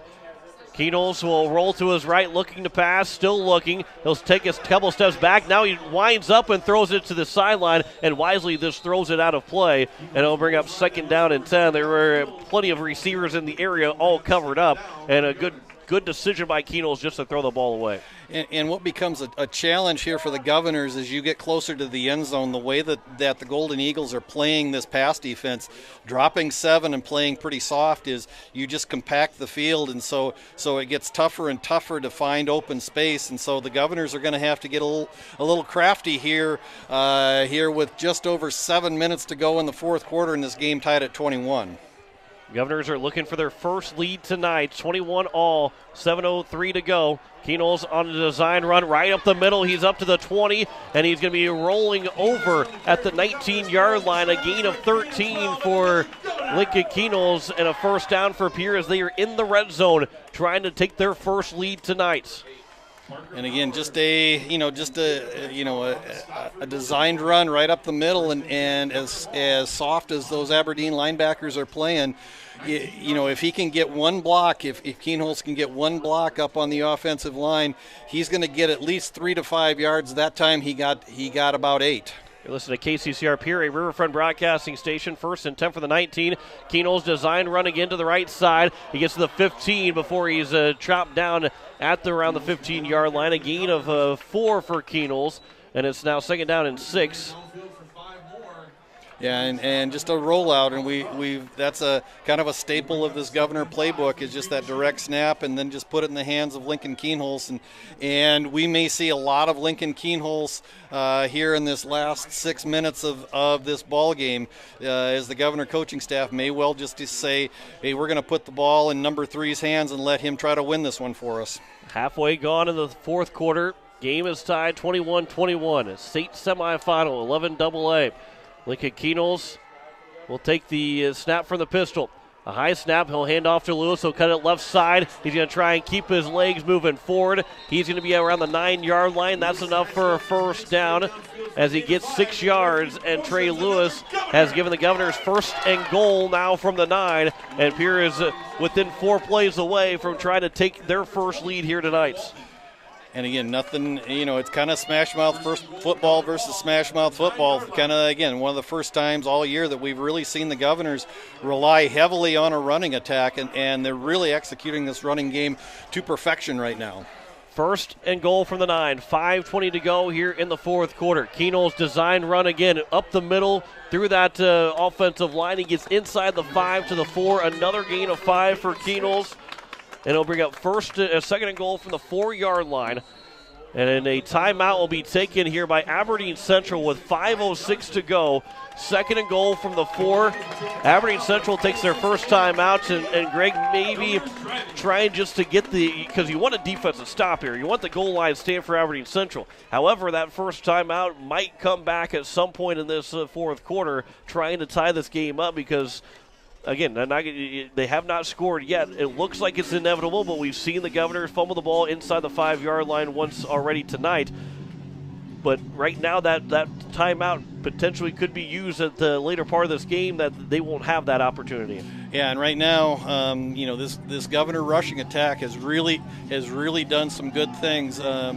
Trey Lewis, 14 rushes, 93 yards. Lincoln Keenholz, 13 rushes for 75 yards. Wiebe, 2 rushes for 13 yards. So 160, 170, over 180 yards on the ground for the Governors so far tonight. I mean, that really just shows that what they've done is they've made the adjustment. I mean, what Aberdeen has said is defensively, we're going to play soft. We're going to try to take away the pass. If you're going to beat us, you're going to have to beat us with the run. And that's exactly what the Governors have done here in the second half. Second and goal from the 4-yard line. Gavin Stotts is in offensively here for the Governors as a fullback in front of Keenholz. Snap, handoff for Lewis. He's going to try and barrel his way in. He's in the end zone for a touchdown. And the Governors, with 5:01 to go, have taken their first lead tonight. Lead at 27-21. Another rushing touchdown for Trey Lewis. 97 yards on 15 carries. 3 rushing touchdowns for Trey Lewis. And the Governors have their first lead, and a big extra point upcoming here from Cole Peterson with 5:01 to play in the fourth quarter. Yeah, and just a straight handoff to Trey Lewis, and he just kept the feet turning and then just got a good push out of the Governor offensive line and got him over the goal line. So Peterson here for the extra point. The kick is up, and that is a big-time extra point made from Cole Peterson, and the Governors lead at 28-21 with 5:01 to go here in the fourth quarter. Back in 30 seconds. You're listening to Pierre Governor Football on KCCR and on YouTube at KCCR Sports. When a disaster damages your home or business, you need immediate support from experts you can count on. ServiceMaster is there for your burst and leaking pipes, basement flooding, drying and dehumidification, roof leaks and failures, carpet and upholstery. We know your situation is unique. That's why we give every type of damage in every building the individual attention of certified experts who have the real-world experience to come up with the best solution. No type of damage is too big or too small for us to handle. We're standing by 24/7. Call ServiceMaster 844-902-2938. So it was a 10-play, 80-yard drive and a 4-yard touchdown run for Trey Lewis, his third of the game. And Pierre has taken their first lead tonight with 5:01 left to go in the fourth quarter, 28-21. But don't count out this Aberdeen Central team quite yet. There's still 5 minutes to go. They're going to... And you never know what Aberdeen Central might do if they are able to score a touchdown, if they go for 2 for the win or go for a tie. But with 5:01 left to go, this defense got to stand one more time to try and get a stop and get this Aberdeen Central offense off the field. Cole Peterson with a big kick to the near side. It'll be caught at the 5-yard line, out to the 10 to the 15, here to the 20, cutting it back to the near side to the 25 before he goes out of bounds at around the 30-yard line. And a good return here by Selfrank. And at the 30-yard line, 31-yard line is where Aberdeen Central will take their possession here with 4:53 to go. Still plenty of time for Aberdeen Central to not get out of the rhythm that they've been in, and that's been a slow rhythm. But maybe a sense of urgency. It is a sense of urgency that you got to go down and score for your Aberdeen Central. You cannot expect to get the ball back if you don't score on this possession. Absolutely, and so right now, and I think you just touched on the key going forward is if the Eagles score, do you go for 1 or do you go for 2? But right now, this game is all going to be on the backs of the Governor defensive unit with 4:53 to go. A toss for Sarda in the backfield. He is going to get a gain of maybe 1 to the 31-yard line as the Governors are able to wrap him up. A gain of 1 for Sarda. And that play was really made by Chase Sarda coming out of his linebacker position, who shot across and absorbed the block of Austin Erickson, the fullback. And what that did was it forced Sarda to cut up quicker than he wanted to do, and then he ran into a host of Governors after that. Ross will throw here on second down. It's dropped. The wide open receiver dropped it as 3rd down and 9. And Selfrank is the one that was the intended target. Also, I've mentioned this throughout the night. Aberdeen Central did not trail against Brookings, has not trailed until they got the ball back right now. First time they're playing from behind all playoffs. It's a different feeling to play from behind, especially this late in the game, that you're going to try and play for behind instead of playing tied. 4:17 to go. Listen to this crowd right now. 4:17 left, 3rd and 9 for the 31. Here, Governor crowd is on their feet. Sam Ross to pass again. Selfring makes the catch on the far side. He's able to get through one tackler. Jacob Mayer got over there. I think he's going to stop him just short. It's going to be 4th down and 1. Selfring gets a gain of 8, and it'll bring up 4th and 1 for the 39. And this is likely 4-down territory for the Golden Eagles with the clock running and under 4 minutes to go. I don't think, if you're Aberdeen trailing by a touchdown, I don't think you want to give the football back to this Governor offense right now. 4th and 1 from the 39. This could be the ball game. If Aberdeen Central is not able to get a first down, a timeout will be taken by the Golden Eagles. So everybody take a breath here. 4th and 1 from the 39 with 3:42 to go here in the fourth quarter. This is 4-down territory, as Greg said, because if Aberdeen Central doesn't get it, they're down to 1 timeout now. And if they don't pick this up, the Governors will not necessarily be able to run the clock out because they might not have enough space to run the clock out, but they're going to run it down as low as they possibly can and try and go up by 2 scores if Aberdeen Central doesn't pick it up. This, again, potentially could be the ball game if Aberdeen Central doesn't get a first down. And the way that the Governors have been able to run the ball tonight, if they are able to take possession, they will keep that clock running. And with Aberdeen Central only having that 1 timeout left, the Governors, even if they run 4 plays, they would likely be able to take this game clock down under 2 minutes if they're able to stop Aberdeen here on this 4th and a yard. But before we get to that scenario, we got a really big play of the game coming up right here for the Golden Eagle offense. 28-21, Governors lead here with 3:42 over Aberdeen Central. 4th and 1 for the 39 from under center. They toss for Sarda. He's going to be getting close to the first down marker. I don't know if he got it. The referee on the near side says he doesn't have it. The far side referee are they going to give it to him? If they don't, boy, they almost have to measure this, whether one way or the other. They have to call out the measurement and to try and get the sticks out here. They are going to get the measurement here to try and see if they have a first down. Because right now, eyeballing it from where we're at, they had to get to the 40-yard line. If they have it, Greg says he thinks they got it. We're going to see. If they got it, they got it by less than the nose of the football. And it is a first, it is a Central say they got a first down. They do have a first down. So they are able to pick up the first down. Boy, oh boy. Not close. Inches away from getting out of there with the turnover on downs on 4 plays, but a yard pickup for Carson Sarda. And it's now 1st and 10 from the 40-yard line. 3:33 to go. The clock will start when the referee is ready for play. It's a 28-21 game. Pierre leads it by 7 as they have restarted the clock. 1st and 10 from the 40. Shotgun formation for Ross. And they have still another 60 yards to go to try and tie this ball game up. Ross will look to pass. He'll throw the near sideline. The catch is made, and going out of bounds quickly is Selfrink, and he'll pick up a couple of yards out to the 47, a gain of 7 for Selfrink. And what Aberdeen is doing is just using these chunk plays. They're just willing to take those 7 or 8 yard pass plays where Selfrink just runs the cornerback off and then just sits down at about 7 or 8 yards. It's a pretty easy pitch and catch. And they think that they can use enough of those 7 or 8 yard plays to get down and get these last 50-plus yards to get into the end zone with 3:10 to go. 2nd and 3 from the 47, shotgun formation. Ross will look to pass, throws, the flag comes in, the catch is made near the first down marker, but a flag is in the backfield, and that is, again, most of the time signaling the fact that it's going to be a hold on Aberdeen, or on the offense, which in this case it will be on Aberdeen, and then we'll push the Golden Eagles back. We'll hear the call.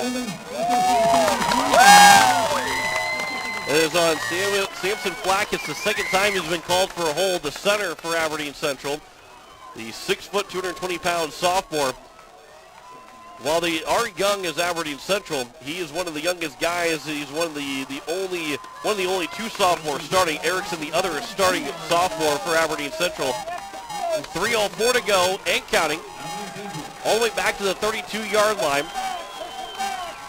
Second down and very long here. They're going to call it second down and about 18. Shotgun formation here for Ross. He'll take the snap, looking to pass, rolling to his right. Ross looking downfield, looking for a home run ball. Keenol's in coverage, breaks it up, it's incomplete, and it's third down and 20. Aberdeen Central looking for a flag. Lincoln Keenol's have the hand on the back of the receiver, but they will say they will have it incomplete, and it's third down and 20. Yeah, and that was a play where I think it was a really good no call by the back judge. Keenholz was running step for step with the Aberdeen receiver deep over the middle, but even though he may have had the hand on the back, it did not impede the Aberdeen receiver's ability to catch the ball. And then not only did he run step for step with him, but Keenholz knocked the ball away just at the last second because it was a nice pass from Sam Rolfs. And so the Eagles now facing third and long, 3rd and 18 at their own 32, clock at 2:43.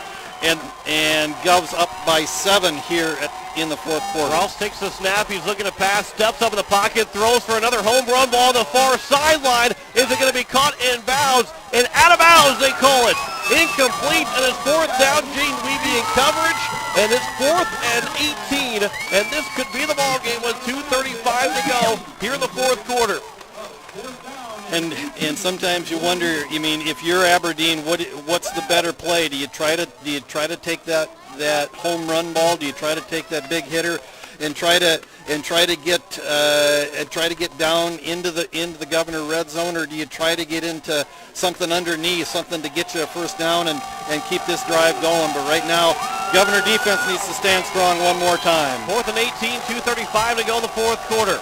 From their own 32-yard line, Aberdeen Central needs this play to keep their season alive. Rolling to his right is Ross. Now rolling back. He is hit as he's thrown. The ball dropped, and that should be an incomplete pass. It will be, and the Governors will get the ball with Jet Zabel coming through to disrupt the ball away. And it's going to be 1st and 10 for the Governors at their 32-yard line with 2:28 to go. And the fans and the team can smell Vermilion from here. The Dakota Dome is in sights for the Governors. I like that. Smell Vermilion from here. I mean, that's your catchphrase for the year. But Sam Rolfs on the play had to roll to his right because he caught a lot of pressure from Chase Sarda coming off the edge on the near side. And when he did, that set him up to take a big blow from Jet Zabel just as he was trying to deliver the ball. And the ball fell harmlessly on the ground about 2 yards downfield. 2:28 to go here in the fourth quarter. 1st and 10 from the 32. Trey Lewis will get the handoff. He's met immediately, and ball security is a big point here. A timeout, the final timeout will be taken here by Coach Svensson of Aberdeen Central. As Trey Lewis got from the 32, and did he pick up a yard? He did not. No gain for Trey Lewis. He's still at 97 yards. But the final timeout taken by Aberdeen Central. 28-21 for the Pierre Governors with 2:22 to go.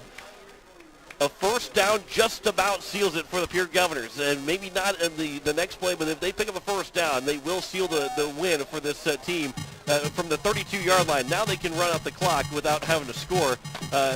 Boy, this has been one heck of a football game tonight. Yeah, I tell you what, both sides have brought their A game tonight, and it has been physical. It has been everything that playoff football should be in South Dakota at this time of year.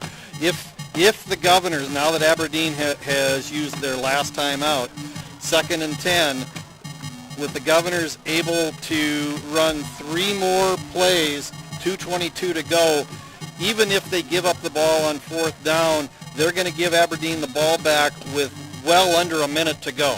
Brody Gilbertson has already got the math done. He knows how many seconds need to come off in between and how many seconds need to come off during the play to make sure the Governors can get a win as long as they pick up without picking up that first down. Here is Lincoln Keenolz on the design run to the right side. He dives forward. The clock cannot stop as he gets inside the 30 to the 26-yard line. A gain of 6, and it's 3rd down. We're going to call it 3rd down and 5. A gain of 5 for Lincoln Keenolz. And now the Governors here with under 2 minutes to go here once the clock will continue. That will go underneath that 2-minute mark. 3rd and 5 from the 32-yard or from the 27-yard line. You got to get to the 22 to the Governors. Lincoln Keenels will go back in the shotgun. Empty backfield here. I would believe it's going to be a design run for Keenels. He's going to try and maybe get this Aberdeen Central team to jump off sides. Under 10 seconds to go on the play clock. As he's watching that referee, under 5 to go, Keenels will get a false start on the Governors. Aberdeen Central jumped, but the Governors jumped before. Now they're going to have a small discussion, but I think it's almost got to be on the Pierre Governors. No, a timeout was taken before the snap by Coach Steve Steele. How about that?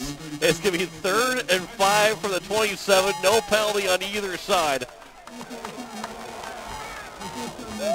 And Coach Benson for Aberdeen Central and the rest of that coaching staff, they got to be, I wouldn't say beside themselves, but they got to be really upset that they don't get the penalty against the Governors. But the bottom line is the clock has stopped. I mean, whether it was by penalty or by the timeout, the clock stopped with 1:33 to go. And so the Governors now in 3rd and 5, the upside for the Governors is it's still 3rd and manageable. I mean two even short runs, and the way that this running game has operated tonight for the Governors, they should be able to pick up 5 yards. Now late in the game on this drive, this Golden Eagle defense has not played that soft defense where they've dropped 4 deep into the secondary and played those linebackers deep off the line. They're playing almost 11 in the box right now, and so it makes picking up a first down really challenging right now for the Black and Green. 3rd and 5, Keenel's design run up the middle, trying to pick up a first down. I don't believe he's going to get there. He's going to pick up a couple to the 24-yard line, a gain of about 3, and it's 4th down and 2, and the game clock will go under a minute, so if they go for it here on 4th down, all they got to do is pick it up, and that'll be the ball game. A gain of 3 for Keenel's. 4th and 2 from the 24-yard line. It will go under a minute before the snap here from Keenel's. All they got to do, and they're going to have 5 receivers, or they're going to have a couple offensive linemen over there on the far side. Aberdeen Central trying to figure out how to play this one. Keenel's looking to take the snap here, under 5 seconds, and Coach Steele will take a timeout, his second timeout with 47 seconds left to go. All you got to do is pick up a first down. It's that easy, right? And that may not have been we just saw a flock of geese fly right over the top of Hollister Field. It's not like a flyover in pregame. I mean, it's a flyover maybe a little early if that was the case to celebrate a Governor victory. But with 47 seconds to go, the Governors are up by 7.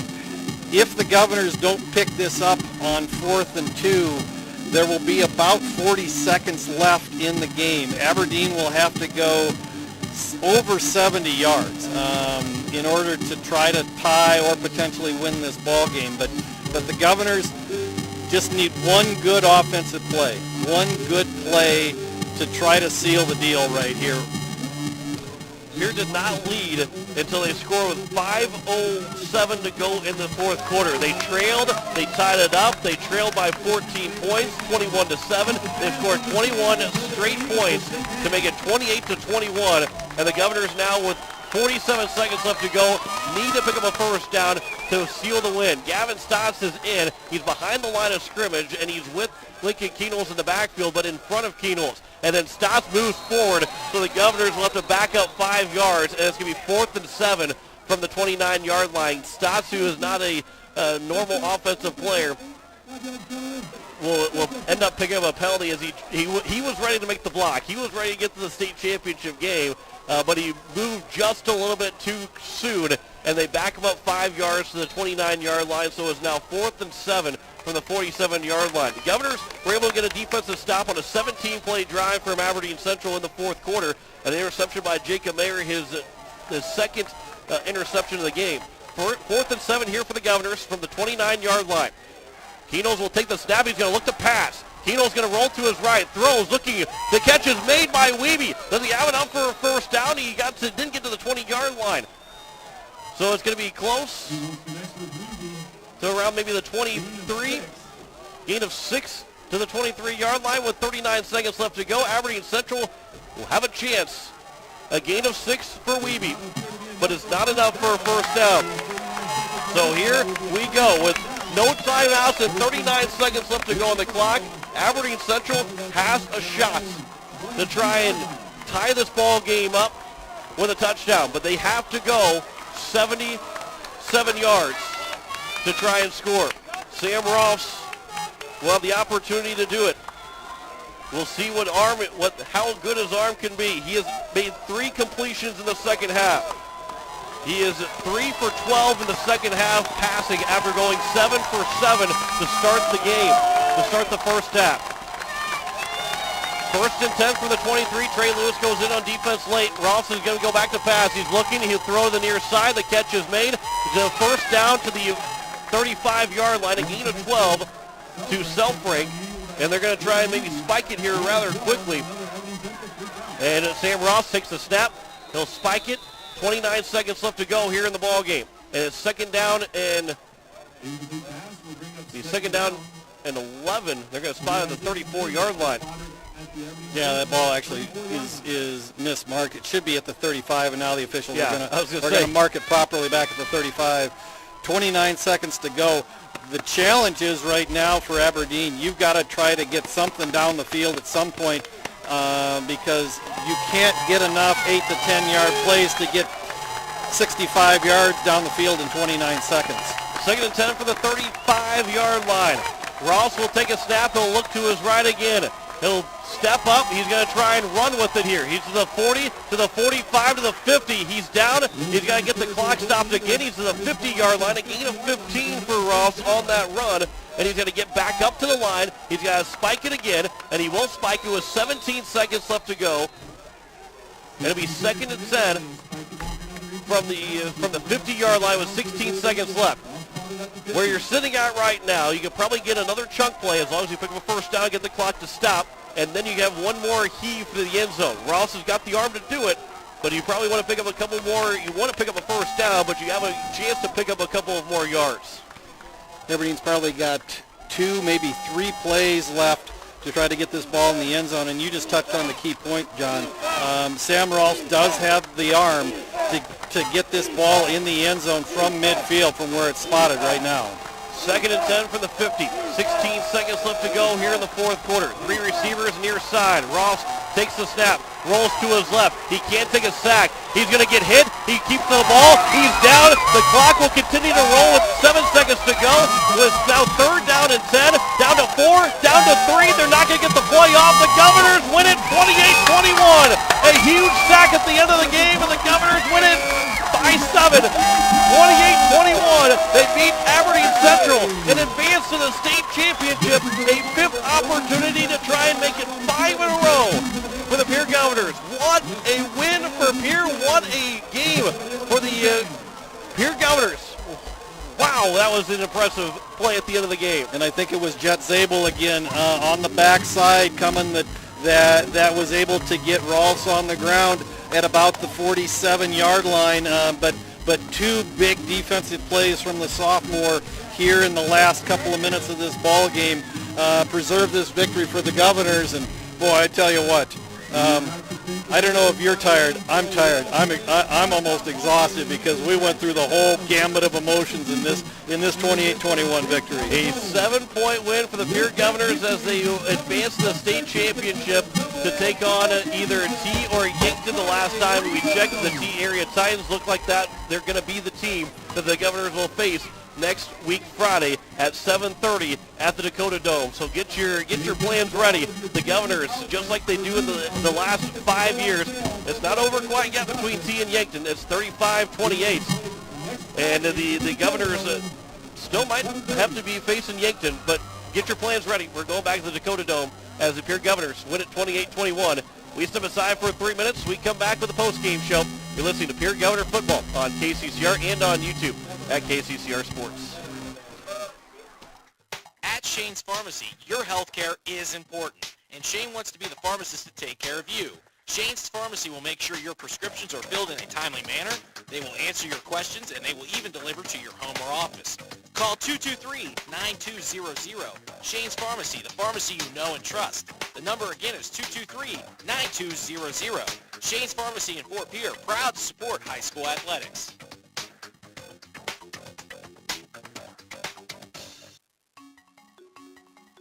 Let Country Carpet and Flooring help you update your home or office with the latest fashion trends. With over 30 years of experience, we can help you find the right flooring or window treatments for your needs. Stop down to 414 East Sioux Avenue or call for an appointment at 224-9297 for your free consultation and estimate. Go Govs! This fall, sip on a warm, soothing apple cider and bathe in the radiance of the changing colors before you smash that hot mug on the driveway and join First Dakota to bank some noise for fall sports. Stop for goal line stands, holler for a game-winning ace, and go berserk for a chip-in from the rock. Let's give the home team all we've got. Bank some noise with us at First Dakota National Bank. Open a new account online today at firstdakota.com. Member FDIC. Faith Lutheran Church prays for God's blessings to all of our athletes and their families. We're proud of the commitment and dedication that you give to your team. We would love for you to join us and celebrate the successes that God gives to us on the field, in the classroom, and throughout our lives. You can worship with us at Faith Lutheran Church on Sundays at 8:30 and 11 a.m., on Wednesday evenings at 7 p.m., or you can watch online at faithluth.com/livestream. The lawyers at the May Adam Law Firm in Pierre know how important your families are to you. If you've been putting off getting your affairs in order, know that the May Adam Law Firm is available to counsel you through your questions and help you get the documents in place so that you've made your loved ones secure. Call them at 224-8803 and they can chat with you about how to document your concerns and care for your family. We're all in this together, and the May Adam Law Firm is ready and able to help. The frigid air of winter and the blistering heat of summer can in your pocketbook. The gang at Weatherall Roofing and Insulation in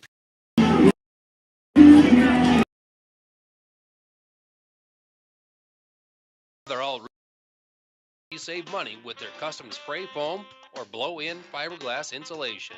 Call 224-7982 for a free estimate. And remember, just foam it. As we welcome you back here, the Pierre Governors, they win it 28-21 over the Aberdeen Central Golden Eagles and are on to the state championship for the fifth straight time, as Pierre will win it 28-21. As we go through the scoring here in the first half, the Pierre Governors, they were down 21-7. It was 5:12 left to go in the first quarter, and Aberdeen Central took their first lead 7-0 on one of two Vogely catches. That one came of 21 yards out. They scored again to make it 14-7 with 6:12 to go, and then 21-7, another Vogely catch, and the Governors were down by 14 with 3:23 to go in the first half. Pierre was able to score on a 7-play drive, a 5-yard touchdown run from Trey Lewis, his second of 3 touchdowns to make it a 21-14 game with 1:27 to go in the first half.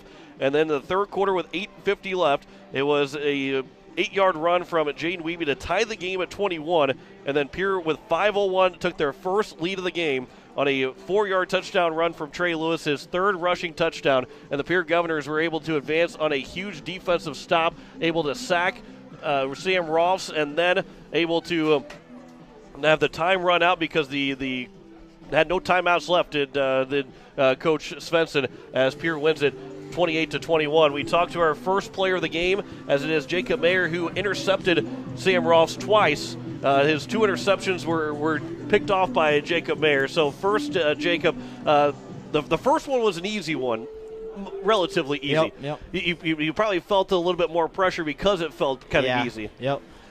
The second one, though, that was a tough one. That was a diving play. Yep. Take us through that play and what you saw to make that play happen. I mean, Rolfs, how quick he is and just how athletic a quarterback is, most athletic quarterback in the state. When he scrambles, I just had to lock up on my guy to play tight defense, scramble rules. I can't lose my guy. And, I mean, my guy ran up. He was in the end zone, the run around, runs back, and I just saw him run, and I went and just played the ball and made a play, I guess. So.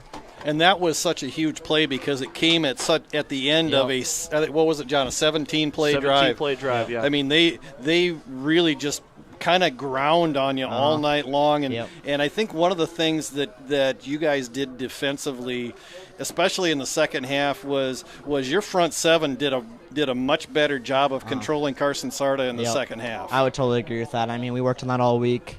Carson Sarda, I think, at the beginning of the season, nobody really thought he was too special, but towards the end of the season, I mean, just Aberdeen as a team really developed, and Carson Sarda became one of the best backs in the league, I'd say. He's just such a strong and powerful runner. If you don't tackle him at his ankles, he's just going to keep trucking. So.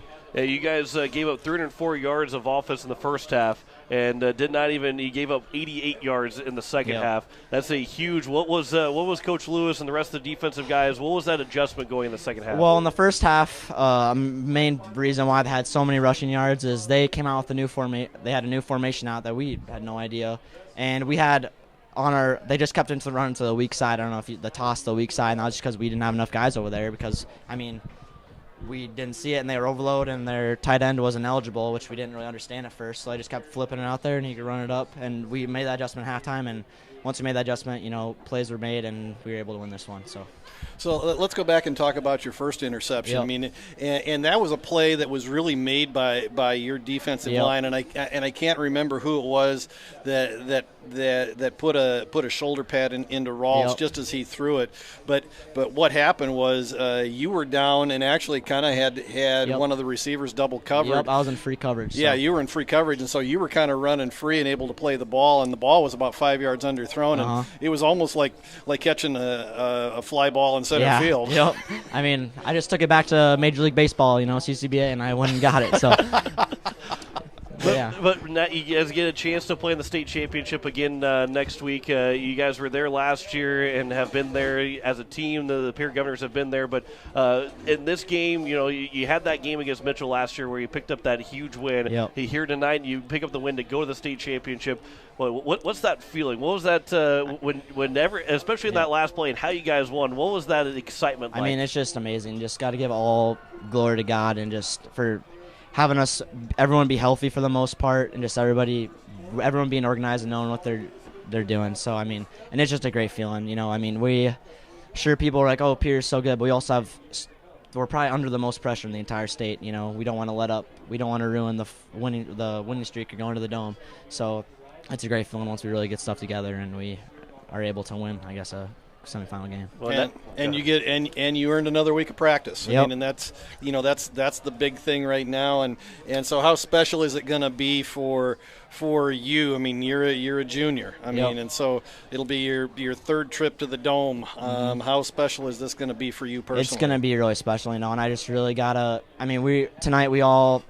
We're out around our seniors, and we wanted them to get that, that all 4 trips to the Dome, and that's how it's going to be this week. Is we're just gonna work as hard as we can so our seniors can get that final win out at the Dome, and I mean, so we can just carry them off the field, which that's what we do after every practice. We come practice down at Hollister Field, and at the end of the last practice on Thursday before we head to the Dome, we always carry them off the field. So it's going to be pretty emotional. But well, congratulations on a huge win, a real fun game, and I think all you guys are going to sleep pretty. Once you wind down from the excitement, you guys are going to sleep pretty good tonight. But congratulations, Jacob. Yep. Thanks, John. Thanks. Great.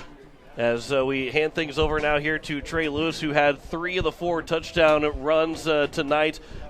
Trey, let's take us through that last run, that last touchdown to give you guys that lead for the first time here this evening. What did you see as you got the handoff here? It was the shortest of your 3 touchdown runs. It was only 4 yards. You had 2 5-yard touchdown runs. But what did you see when you got the ball? I got the ball right away, and my line did great, but I didn't really think there was that big of a hole. But I just ran right off of Getz's butt, and as I kept running, and all of a sudden all my linemen did what they're supposed to do, and they just kept pushing me. I got through that line untouched. It was great. Go ahead. Well, I was just going to say, so when you knew you were across the goal line and you saw the officials' arms go up, I mean, what was going through your mind? I was like, we're up, okay, we're up. We gotta maintain now. But I was so pumped. I mean, I had a great game. I was just get ready to jack the sideline up again, going to celebrate with Nas and all my teammates. And you were the guy back in the beginning of the season, early in the season, the only running back to have over 100 yards rushing. You finished with 97, so you're close to that spot. Yeah, you almost got that century mark. But those two games, what have you felt any different going into this game and that other game when you had over 100 yards? Yeah, I felt pretty confident going in this game. My knee felt great today. Shout out to Carmela giving me that ice bath 5th period today. That helped. I was sitting in 3rd period watching Saquon Barkley videos. I was ready to run like him, and that's what I did. You did. You exactly did. You got any Adrian Peterson videos in store for next week, maybe? I don't know. Saquon's kind of my dude. I wear his number. Been a fan of Penn State.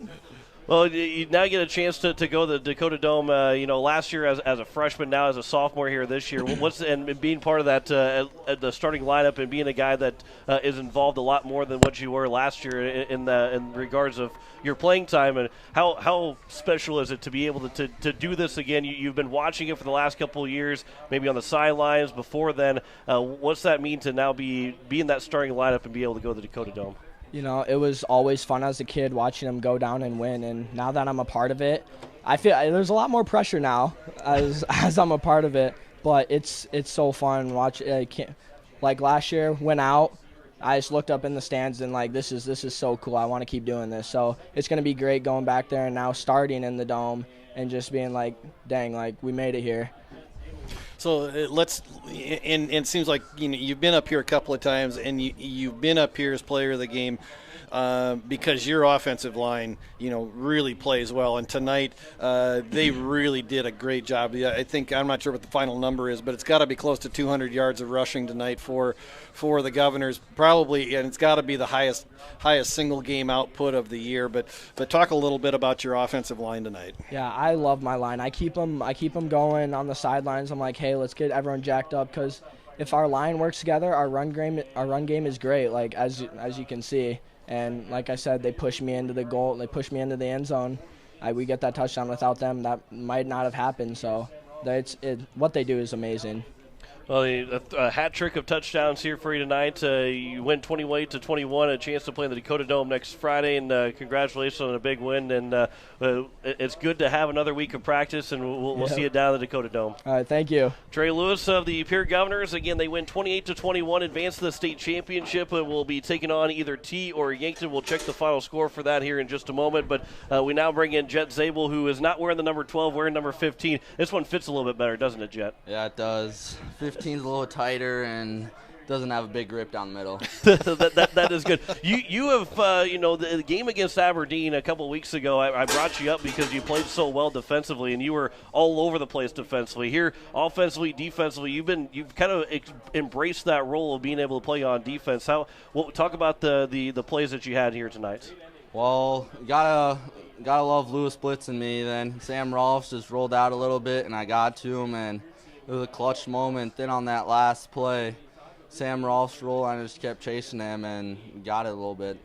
Yeah, so let's talk a little bit about that last play. I mean, you had two huge sacks. I mean, the one in the earlier drive that really was a game changer in that earlier drive, but then the one that actually ended up being the game clinching play where you came from the far side of the field. I mean, like you said, I mean, Rolfs rolling to his left, and then you chased him all the way across the field and were able to get him down. I mean, what was going through your mind as you got him on the ground, and then you kind of looked up at the scoreboard to see the clock winding down from there? It just felt good. I mean, when you're coming off that edge, you just hope he rolls your way, but he doesn't. You just got to keep going, and when it's that close, you just got to keep going hard and trusting everybody. And once I saw that scoreboard, I knew we were going to the Dome.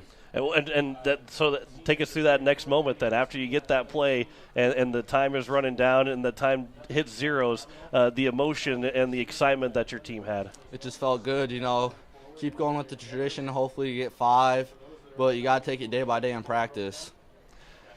Yeah, and John touched on it a little earlier. I mean, you had a couple of catches tonight in addition to a couple of those big sacks at the end of the game. I mean, you're doing double duty, and so you're carrying a pretty heavy load for a sophomore. I mean, something that a lot of kids in at your level, at this AA level, really aren't expected to do. So talk a little bit about how your season has evolved. I mean, from the first game of the season down in Harrisburg to where you are right now. I mean, how is the game slowed down for you over those 11 games? Yeah, it has. But you just got to thank Coach Spore and all the coaches. Some are lifting, waking up at 6 o'clock in the morning, lifting all summer. You just keep grinding through the season. And once you get some experience, you just keep going, and it keeps getting slower and slower as you play. Peyton was part of that state championships. Gray was part of the state championships. Have they been giving you any kind of words of wisdom, or at least what's the feeling of trying to do what they've been doing for the last couple of years of winning some state championships? Yeah, they both sent me texts before the game just saying, go ball out. If you lose, you lose. It's the way of life. But you guys got to keep the tradition, but you can't let the pressure get to you. So I just took a breath, and I just played. Well, I tell you what, you played pretty well. You did play well, and you've kind of, like I said, you've evolved in that defensive spot here and being part of that, being a team to go back to the state championship. Congratulations on a big win. A lot of fun to watch you play and make that stop at the end of the game to go to the state championship, and we'll see you in Vermillion at the Dakota Dome. Actually, before I do let you go, he's an SDSU guy. Your brother's at NDSU. They're playing tomorrow. What's your prediction on the game tomorrow night? I'm saying the way SDSU's playing, not very good.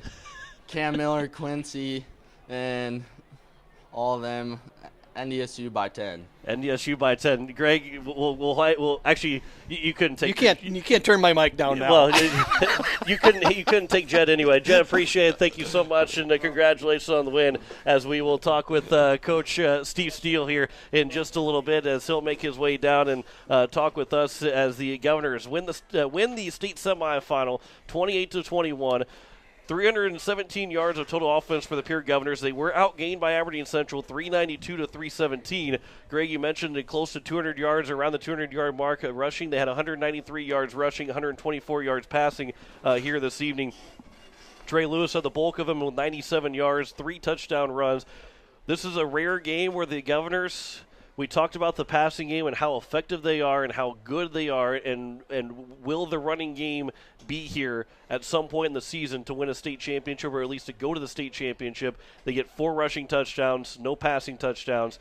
Talk about a running game that hasn't been around all season. Well, they took a good time to show up and use air quotes to showing up, but they did get the job done with 4 rushing touchdowns tonight. Well, and I think this was a game where the coaching staff for the Governors just looked at what Aberdeen was going to give them, and what they gave them was an opportunity to run the ball. And I tell you what, Coach Steele and the rest of that offensive crew just did one heck of a job, especially in the second half, in terms of really putting the emphasis on the run game. I think it's the first time all year that the running game has outgained the passing game for this team. And Coach Steve Steele is standing here next to us right now. So, Coach, what Greg just said, the running game has outgained the passing game tonight. What do you say about that? We did it against Watertown the first time, technically, I think. but that's, anyways. Okay. No, I said that's, sorry. But no, it was great. I mean, that's what we knew we would have to do. You know, we kind of had an idea, confirmed it early on, that they were just going to kind of back things up and say, nope, you're going to have to go the whole length of the field and not in one play and not in 2 plays. And they did an outstanding job. I mean, they had a great game plan.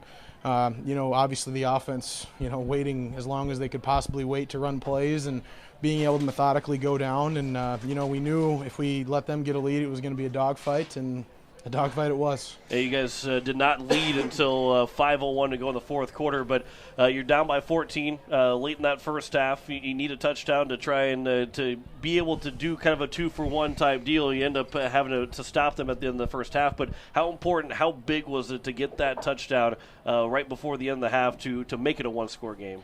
Oh, it was huge. I mean, that was a big focus of our guys. Obviously, there's always that temptation of, oh my gosh, we could lose. And it was an easy thing to be like, no, we're fine. Let's go down and score. then we'll get the kick coming out of half, and then boom, it's tied. And obviously it doesn't always work out hunky-dory like that, but, our guys did a great job executing and finding a way to score on that drive, and that kind of just kept the pressure on Aberdeen.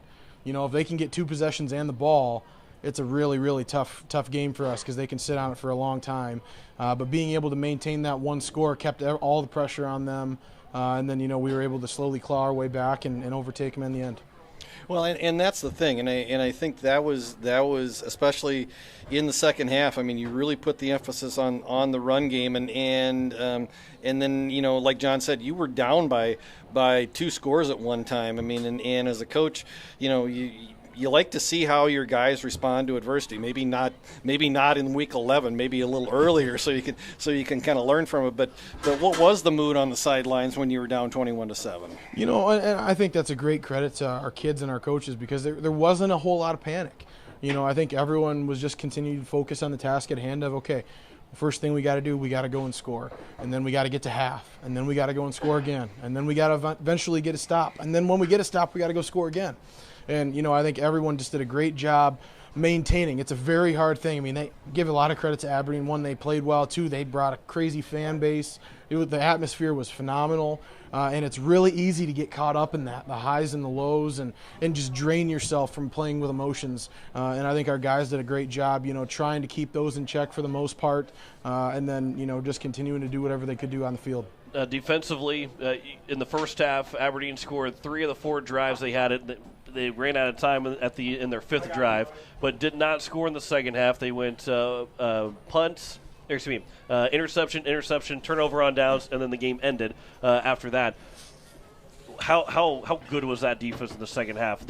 What you guys were able to make the adjustments in that second half to shut down Aberdeen, who felt like they didn't score at will, but they were able to move the ball at will. Yeah, and that's where our guys did an outstanding job going into halftime.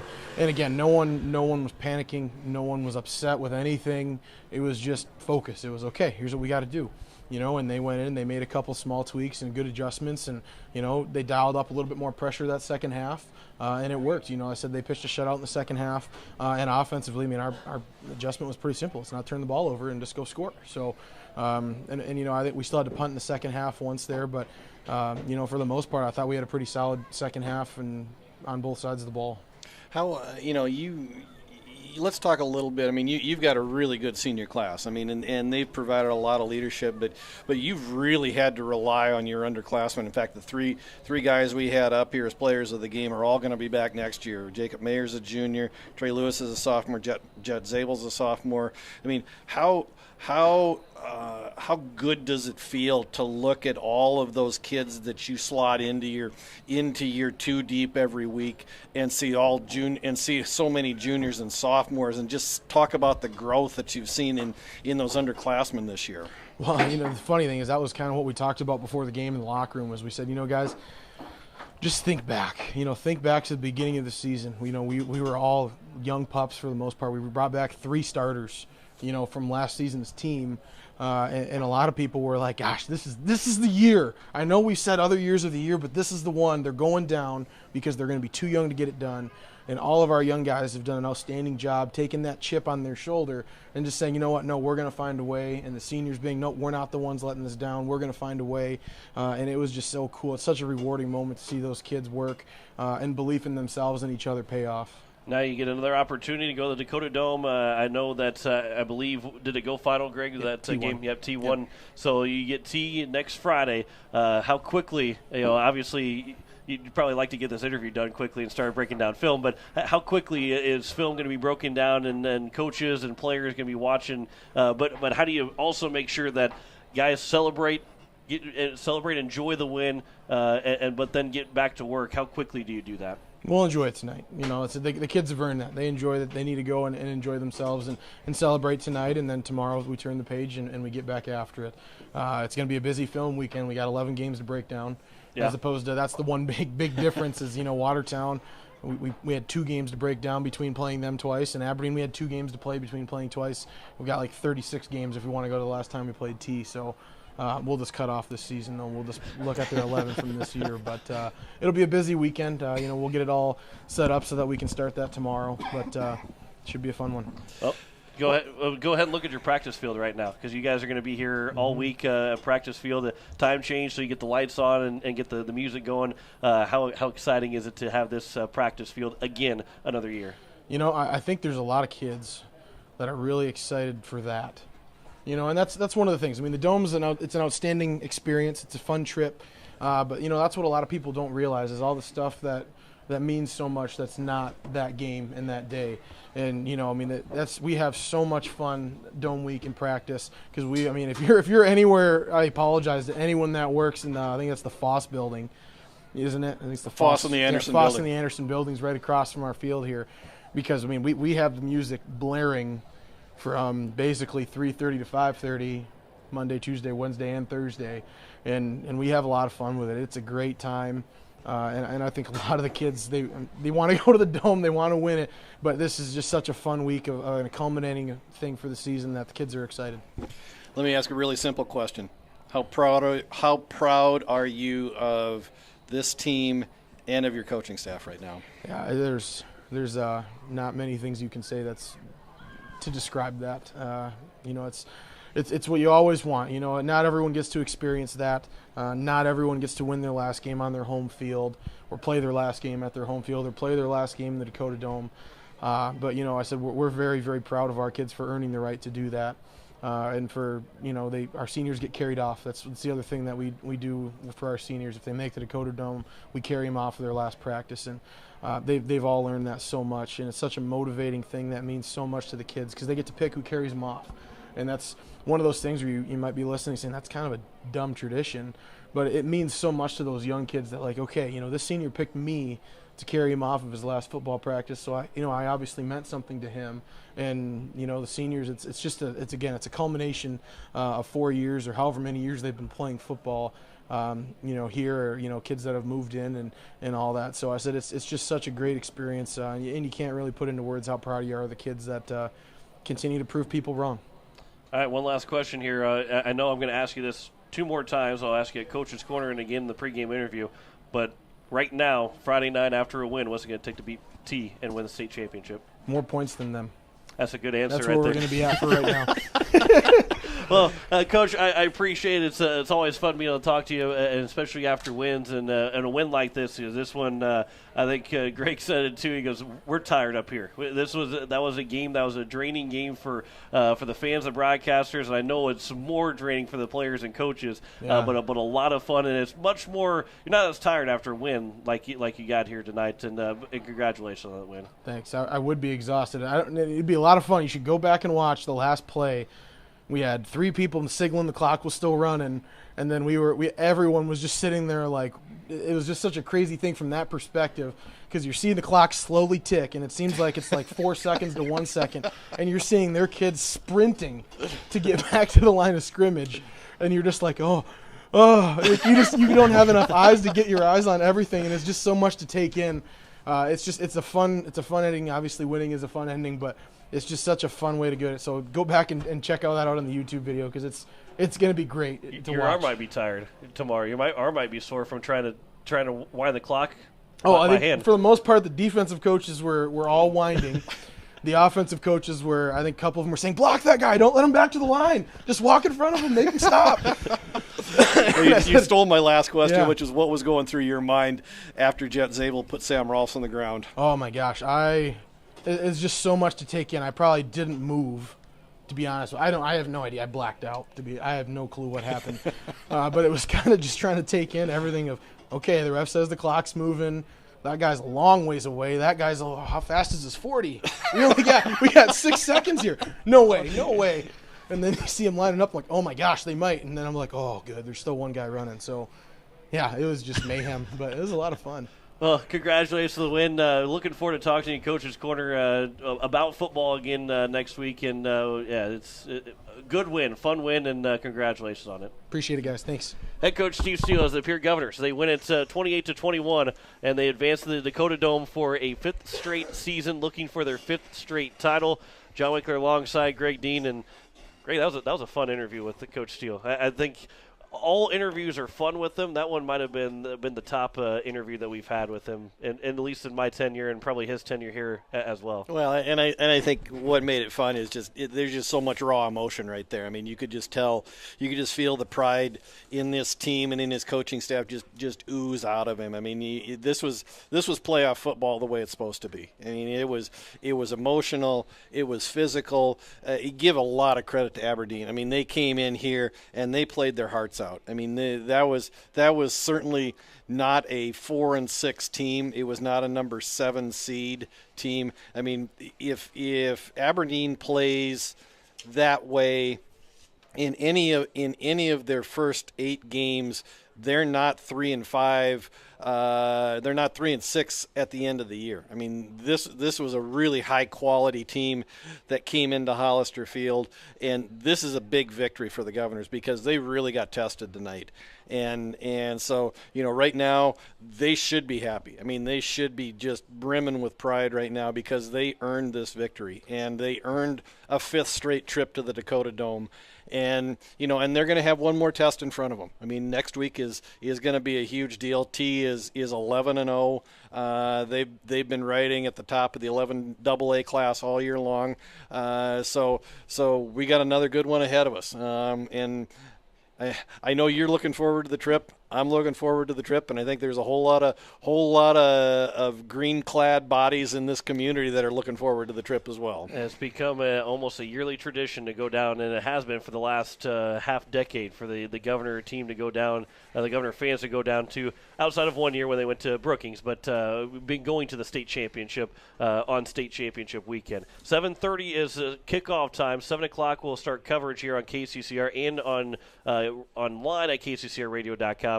Because of the rules, we cannot video the game. It'll be just on KCCR on the radio and online at kccrradio.com.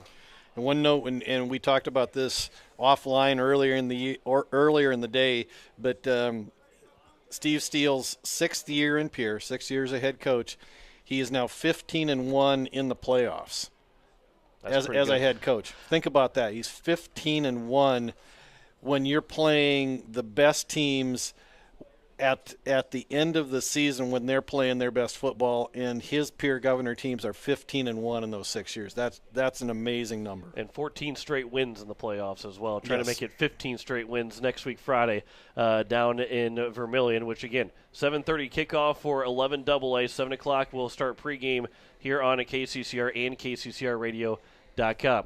We want to say thanks to Jen Hanna back at the station. You want to maybe run down through the final scores here real quick? Real quick. We'll give you the scores and the matchups for next week. As we said, T has defeated Yankton 35-28, so it will be the Governors versus the T Area Titans in the 11 AA championship. In 11 AAA, Harrisburg has defeated Sioux Falls Lincoln 17-10. Brandon Valley has defeated Sioux Falls O'Gorman 28-20, so it's Harrisburg versus the Brandon Valley Lynx in 11 AAA. Millbank has defeated Vermilion in 11A 24-0. Madison has defeated Del Rapids 38-28. So it's the Bulldogs. It's the Bulldogs of Madison versus the Bulldogs of Millbank in 11A. In 11B, Winter continues to roll through that class, 52-14 over Elk Point Jefferson. They will face the Bridgewater Emory Ethan Seahawks. The winners tonight over Beersford, 28-21. In 9AA, Canastota Freeman has defeated Parkston 24-20. Platte Geddes has come from behind to defeat Timber Lake 23-20. So it's Canastota Freeman and Platte Geddes for the 9AA championship. In 9A, Howard has come from behind to beat Wall 21-17. They will face Harriet Selby area, who defeated DeSmit 16-14. That will be a good matchup in the 9A championship. And in 9B, Del Rapids St. Mary's defeated Avon 32-30 in Potter County. The other area team will also make the trip to Vermilion next week, having defeated Faulkton area 22 2-12. So up and down the lineup, other than that winner game, I mean, every other game in the semifinals tonight is, other than the Millbank Vermilion game, every other game is basically a one-score game. Lots of great football happening up and down and all across South Dakota tonight. And you'll be able to see a full recap of that on our website at kccrradio.com here in just a little bit. In less than an hour, you'll be able to see that on our website at kccrradio.com. Again, thanks to Jen Hanna back at the station as the Governors advanced to the state championship, 28-21 over the Aberdeen Central Golden Eagles. For Greg Dean to my left, John Winkler here. Again, 7 o'clock we'll start coverage next Friday as a 7:30 kickoff of the 11 AA state championship as Pierre will take on the T-Area Titans. You're listening to KCCR Pierre, a Riverfront broadcasting station.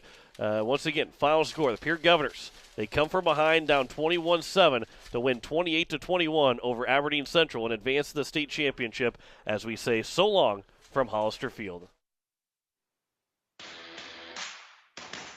You've been listening to Pierre Governor Athletics on KCCR and on YouTube at KCCR Sports. Pierre Governor Athletics is brought to you by Avera St. Mary's, Xander Auto Parts, Bank West, Weather All Roofing, Faith Lutheran Church, Billion Financial, The Clubhouse Inn and Suites, Fording Electric, Slumberland, Kruger Contracting, B&B Equipment, Bridget M. Photography, Sioux Nation, Edward Jones Financial, First Dakota National Bank, Gales Gas, Service Master, Gateway Ford, Lincoln, and Toyota, Purist Foods, Kathy Sunshine Properties, All Pro Towing, Pierre Dental Clinic, Olson Plumbing, Lamb Motors, Midwest Cooperative, the May Adam Law Firm, Oahe Federal Credit Union, the Association of Weed and Pest, Fisher Rounds, Shane's Pharmacy, Todd's Electric,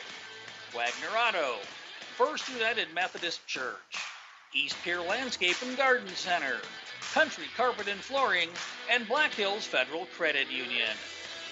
Join us all season on your home for Pierre Governor Athletics, KCCR, and on YouTube at KCCR Sports.